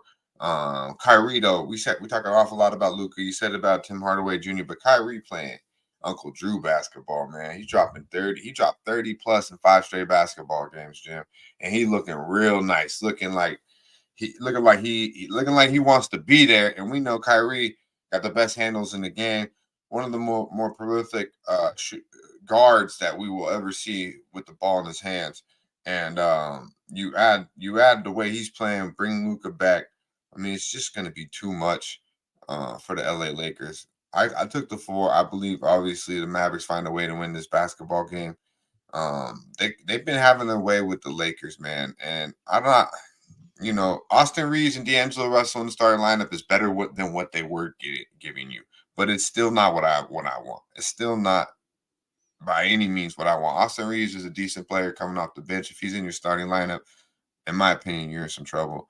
And I do think D'Angelo Russell could be an okay fit in the starting lineup, but he's a 6-man guy too, So we still got bench players in starting roles, in my opinion. Now the Mavs have won 3 straight versus the Lakers, 8 of the last 10, and they're 10-1 against the number last 11 versus these motherfuckers. 7-3 ATS last 10 overall. The Mavericks are, and they're 4-1 straight up as a dog last 5. I like them in this spot. Teams show up against the Lakers, and I don't know. I mean, Lakers have had a good win. They beat OKC, and when OKC, came in, good win by the Lakers there. Lakers have had a couple good wins, but they're still 2-6 ATS last 8 against the number, 5-11 straight up last 16 overall, Jim. And at the house, they're not a bet on team. They're 3-4 against the number last 7. Can AD and LBJ find a way? Probably, they can't. They can find a way to win this game. But I think I think this is a 1-2 possession basketball game. And I think you give it to Luka and Kyrie, and they find a way. Obviously, you got the Kyrie and LBJ thing. So I don't think Kyrie will be taking tonight off by any means, and he hasn't took a night off lately at all. As I mentioned, he's had 30 plus in 5 straight. You got Grant Williams coming back. You got Derrick Jones coming back. Lively's out there. You got guys that that can rebound and keep up with these boys down low. And the guards play is just too much, Jim. The guard play is like A+ versus like B-. And when it's that much of a difference, and you go to the benches and you got some guys off the bench that would be starting for the Lakers in guard play too, when we're talking Tim Hardaway Jr. Okay, so to me, there's just levels to it, and I think Luka gets him over it. With Kyrie, I think the guard play is just way too much. It's just a big difference here. I don't give a fuck what AD does. AD probably going to drop 35 and 15 and take an L. Yeah, it's interesting. Markel talking about this, move towards the Lakers from 3 to 4. Big bets have come in on the Mavs. So that's interesting. Dutch getting the benefit of that with the +4 here because, Justin got the 3 when he bet it. Bo Jackson says Coach Kidd 4-0 on the road against the Lakers. Chosen one on the Mavs as well. And then Saturated is moved on Austin Reeves over 24.5 points, rebounds, and assists. So a very, very interesting game. The money didn't come in on the Lakers. People like Luka, but it's still the Lakers, man. There's still them Lakers out there, and like they're gaining a lot. They're gaining tread. The Lakers. People are starting to see them as a bet on team, and that's when I really want to fade them, Jim. To be quite honest. By the way, Big Scott moved on the Pelicanos first half team total over. That's how he's betting it at 59.5. And Dan Kelly moved on the same game parlay with Jared Allen over 9.5 rebounds, over 14.5 points, over 1.5 assists at +103. Markel says 80 points in Lakers money line for him. So let's roll. Billy Friedrich says Lakers 3-7 last 10 first half against the spread at home. Dallas 11 last 10 6-4 first half against the spread on the road. Wow. Okay. Mavs +4 for -109, and we skipped the Warriors Jazz game, which is being canceled. So that takes us to the final spot on the board. Smoking Tree. Scotty Rock gave us the first half. Brooklyn, Portland over 107.5. Let's get into it. Final game on the board. Brooklyn Nets 16-23, 6-13 on the road at the Portland Trailblazers 10-29, 5-12 at home at the Moda Center in Portland, Oregon. Both teams playing at almost the exact same pace. Teams doing very similar things here, except Brooklyn's just shooting horrifically. 30.2% from 3. Only that was the Hornets, right? That were at 27.7%. That's worse. Brooklyn 42.5 from the field over the last 5 games, while Portland 39.3% from the field. Let's get into the line history here for our last game on the board in NBA. We have these Trailblazers sitting here at +6.5.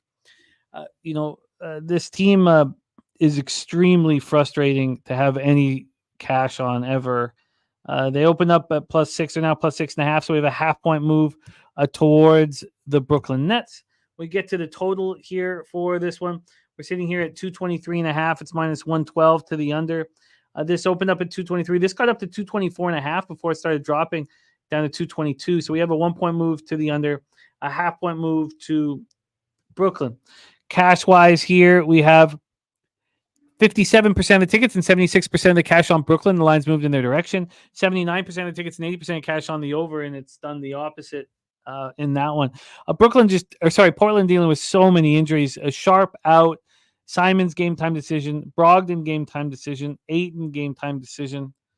I mean, it's just a rough rough situation to try and put a game script together when you're not entirely sure who's going to be out on the floor. Brooklyn comes in off their third straight loss, 96-95 in overtime at home versus the Heat on Monday. Then they fly across North America to play against a horrific Trailblazers team. The Nets have lost 3 straight. They've lost 8 of 9. They've lost 13 of 16. Blazers coming off their 4th straight loss, 127-116 at home versus Suns on Sunday. They've lost 7 of 8. They've lost 4 straight. They've lost 17 of 21. Second worst team in the West. They finished a 1-6 road trip. In that 1-6 road trip that they finished, no, they came back and lost to Suns, but they lost by an average of 33.2 points per game. They lost by 62 against Oklahoma City. In that basketball game, I had Portland first quarter and the team total over. That's going to stick with me for the rest of my life. I'm going to try not to think about it. The lone victory came against Brooklyn, and that's the problem. That one road victory came against Brooklyn. So Brooklyn's not going to be – they know what the hell's going on. Ayton's a game-time decision, but he's missed 11 straight. Do we think he's going to be in there? Jeremy Grant and Thibault have been sick. So, they're back, but there's been a sickness just going through this team. I don't know if it's just losing is the sickness. So Sharp's going to be out for at least 2 more weeks. Take it away for us here, Dutch. Final game on the board because of the cancellation or postponement of the Warriors game. Brooklyn Nets, Portland Trailblazers. Yeah, man. I honestly, I've been fading Brooklyn like it's a thing to do, and it's really been profitable. People were really high on them. I seen them falling off. I think they checked out. I believe it was DK said, someone in the chat said Jacques Vaughn lost the locker room. Said that a couple weeks ago, and I couldn't argue with it. I don't know that for a fact, but just the way the team plays, they're not playing. Dinwiddie ain't happy when your point guard, your so-called point guard running the show ain't happy. It trickles down. Not only through on the court, but through the locker room. I do think it's a Brooklyn spot, though. I really do. I kind of want to be on Brooklyn first half here, just talking this out with you a little bit. I'm going to look a little more into it, and I'll tweet it out if I'm on it. But I think Brooklyn, though, losing 3 straight, playing the Lakers here on Friday, might want to get right against the Trailblazer team that a lot of people do get right against. So could be a good spot. I would probably look early, though, because there's no way I could lay this many points with Brooklyn on the road. But what I will do, Jim, is I will go back to that Atlanta game and kind of looked into it a little bit more while we've been talking. I'm going to make the first half. If you can give me the best number you can find out there, I'll take the Hawks first half. I've watched, a good amount of this team. They seem to get out to hot starts and then find a way to let the team hang around. So, and Magic are a gritty team that kind of do hang around a little bit. So, I expect Atlanta to be up, by 5 or 6 at half minimum. So I'll take the Hawks first half, best number you can get, and I'll bet that here after the show. Atlanta -2 for Dutch. So Dutch moves on the Hawks. Yeah, I first like that. half -2 at -108. I would have interest in the under in that game, Brooklyn Portland. You have to think Brooklyn starting their road trip as well. They're not going to be, forcing minutes here, and they're both shooting so poorly. But can you trust that there's any intensity in defense being played in front of a half full Moda Center? I mean, they've been drawing 12,000 fans. You can't in unders for me this year, and I've been trying to cut my totals out as much as possible. The unders that have been cashing have all been playoff type basketball games where there's a lot on the line and you can trust that defense is going to be played. The only thing you'd be betting on the under here is because these teams can't shoot. So, God, wow, I'm going to have to do a once over here on this NBA card and go over all of these spots again because I'm sitting here still, exactly where I came in. Viper MB gave us BI over 17.5 points, Dame over 23.5 points, quickly over 2.5 threes, and Miami money line at -125. We have a last call to upgrade membership, the $50 Wheel of Glory that will take place every Wednesday right here on Pub Sports Radio. We're going to have Jose join us, and the three of us are going to, led by Dutch, spin that wheel. So that's happening here shortly. Let's review all action here on the card. Dutch is on the Hawks first half -2 at -108. BJ's best bet is Hawks money line for 5 units. Spurs Celtics. I mean, am I really sitting here thinking that the Celtics are just going to be ready? I guess if there's one spot that I was kind of on the fence with that I find more appealing the longer I've sat with it is we know the Spurs are going to fight, and the only thing that the Celtics care about is, that goose egg beside the home. They just want to win the game. Do they want to win by margin? The problem is that Brown's going to come back, but I have a feeling that Drew or Derek White, one of them is not going to be in. I don't know if I can get. I mean, I don't want to just force something just to have something, but I'm going to put some question marks around the Spurs at +16. Look a little more at that. Dutch is on the Cavs first half +2.5. Ron Crawford spreadsheet play today is the Cavs. Stacks play today is the Cavs. I agree that this is a spot where Milwaukee should be faded after that huge performance. So what again, Dutch? Can you? And I know that we went over this, but again.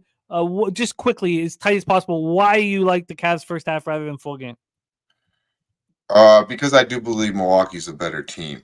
I do believe that. But I do like the spot here. Cavaliers have been just money in that first half. As you've seen them against just the other night they played. They're up fucking damn near 20 at half, Jim. They 2-possession game in the fourth quarter. They find a way to pull it out. But they were struggling against the Chicago Bulls. It was a game in the fourth quarter where they're up double digits at halftime. It's just a team that same thing with Brooklyn when they played in Paris. They're up 20 at halftime.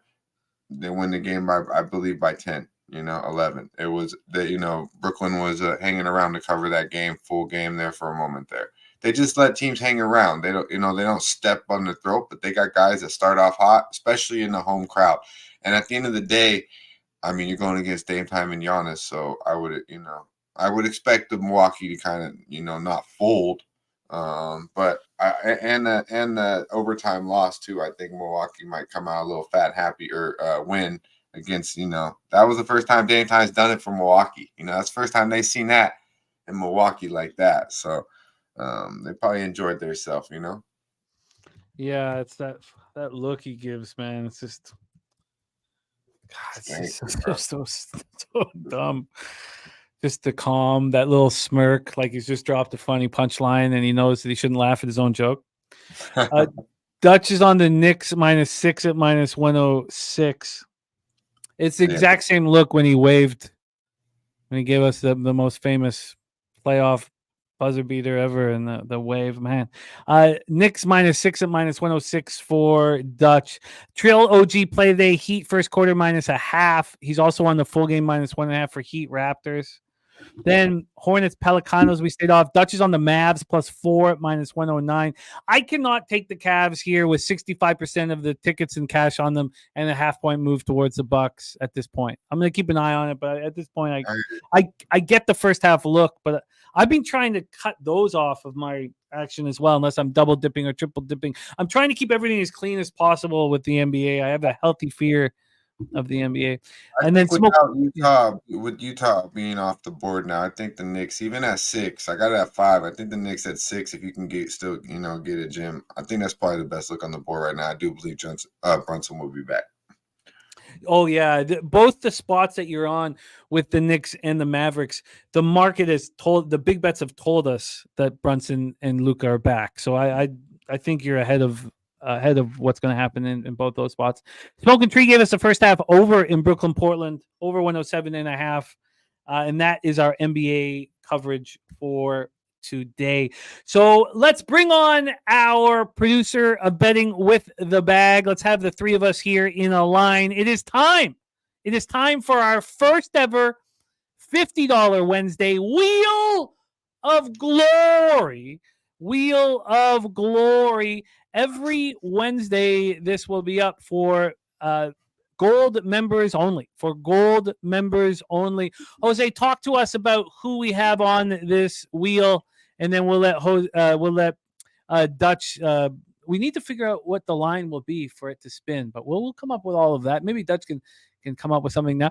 But Jose, take it away. Who is on this list of glory? Yeah, shout out to the original 10 here. PSR Gold members. We'll appreciate you guys the most and love you guys the most at Pubblepalooza 3. Nasty Nate being number 1. Joe T, Saturated, Big Show, our friend Daby Cab, Billy Friedrich, Ricky Levine, Chris Boggin, Chosen One, and one Conor Mac picks. Thank you guys. Thank you guys so much for doing this. So, Big Show on there? Big Show is on here, yes. Okay, cool. Thank you guys so much. So, Dutch, what do we use? What's the word to get this rolling? What do we use? Spin that motherfucker. And it's off. I want it bigger on my screen to say. Oh, Ricky! Ricky! Oh, shit. Ricky! That hurts, Ricky. Ricky. Oh. That hurts. That hurts. That hurts. Shout out to Chris Boggin. Chris, DM us at Pub Sports Radio or email us at pubsportsradio@gmail.com. And thank you, Chris. Thank you, Chris, so much for being a part, man. Thank Ricky, you, man. That hurts. $50 here for Chris. And Ricky had to get back to work. So Ricky was like, let me know if I won. I hate to tell him this story. This story's not going to be enjoyable. Really, I was like the paradise on the Wheel of Fortune and shit. Oh, man, that shit. Joe T, everyone's saying rigged. There we go. Every Wednesday, spin that motherfucker will be our go-to here for our Wheel of Glory. Why don't you come back with us, Jose, and we'll keep Dutch up here and just put a bow of this show together with the three of us. Action here on the show. I have no action now in NHL. The Blackhawks Sabers game is being bounced. Spreadsheet play today. Montreal plus 1.5. CMAC on the Habs money line at plus 162, but our unders are gonzo, which sucks. Then Razor Sharp Picks gave us the Gulfstream full card here. So let's just pop that once more time in the chat. Is full card over at Gulfstream Racetrack from Razor Sharp Picks. Thank you for sharing that with us. The taint play of the day is Rutgers -3. I'm very interested in moving on Virginia. CMAC is on USC Upstate. He's on Virginia, but he took it at -2.5. Doesn't want to give it out at 4, and I get it, but I'm still interested. He's on Southern Miss +3. That will take me off of Arkansas State, and he's on the under 141. I think the Aztecs smash and grab here, an angry Aztec squad after losing by 18. I'm going to be on them. Ron Crawford spreadsheet play today is Kentucky -6. Creighton, UConn, no move, but Cabby might be moving on UConn. He's on Kentucky -5.5. Joe T is on the Chattanooga Mercer over. Mikey Money's on LSU -3. He's on East Carolina +3.5. I'm going to join him on that one. Oklahoma first half -6.5. Northwestern -4.5. And Arizona State -3.5. I'm going to join him on that one. And we just went over NBA. Before Jose puts a bow on festivities here, Dutch, tell us again a little bit about what is happening this evening on our big hoops. All about the hoops show. Dutch, take it away. What's going on tonight?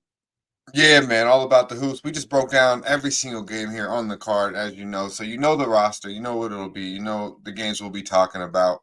We got our boy Trout Wham, LJ, obviously, H-Town boy coming through. Daby Cab will be there as well, co-hosting the show. We're gonna break it down, Jim. We went 3. We don't go heavy. You know, we got a lot of pregame action. So we went 3-0 last week. Got some plus money with the Boston Celtics. So we look to find the action. We count on the chat as well. Include the chat an awful lot to find the action. We can break it down and get to the motherfucking bag. It's a good time. We drink, we smoke, and we get paid. I love it. And we'll all get to do it in person in San Antonio here shortly. Please follow Dutch on X at Dutch Boy Fresh. And we thank you guys. Before Jose puts a bow on this and we take off, Slow Jams, Arsenal, Nasty Nate, Blue Numbers, Billy Friedrich, I Want That Cat, Joe T. Thank you guys, especially those of you who are now gold members. It means so much to us here. Ugnot451, Christopher Tatum, Norman Ross, Von Polo, Chip Plylar, Joseph Gomez, Markel, Justin McKelvey, all of you guys. Thank you so much for your support. Big Scott, Dan Kelly, Top Set. Thank you guys. LJ from H-Town, thank you for your ongoing support. It means the world to us. We want to build and build and build here at the channel. Jose, my friend, can you please bless our action and take us into the future? I hate to break it to you, but we've forgotten something. I guess you've forgotten something. I don't know if he's still around, but Tori.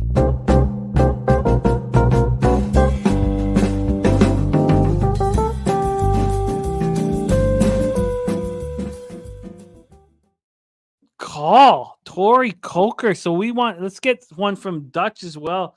But I'll get us started. I think that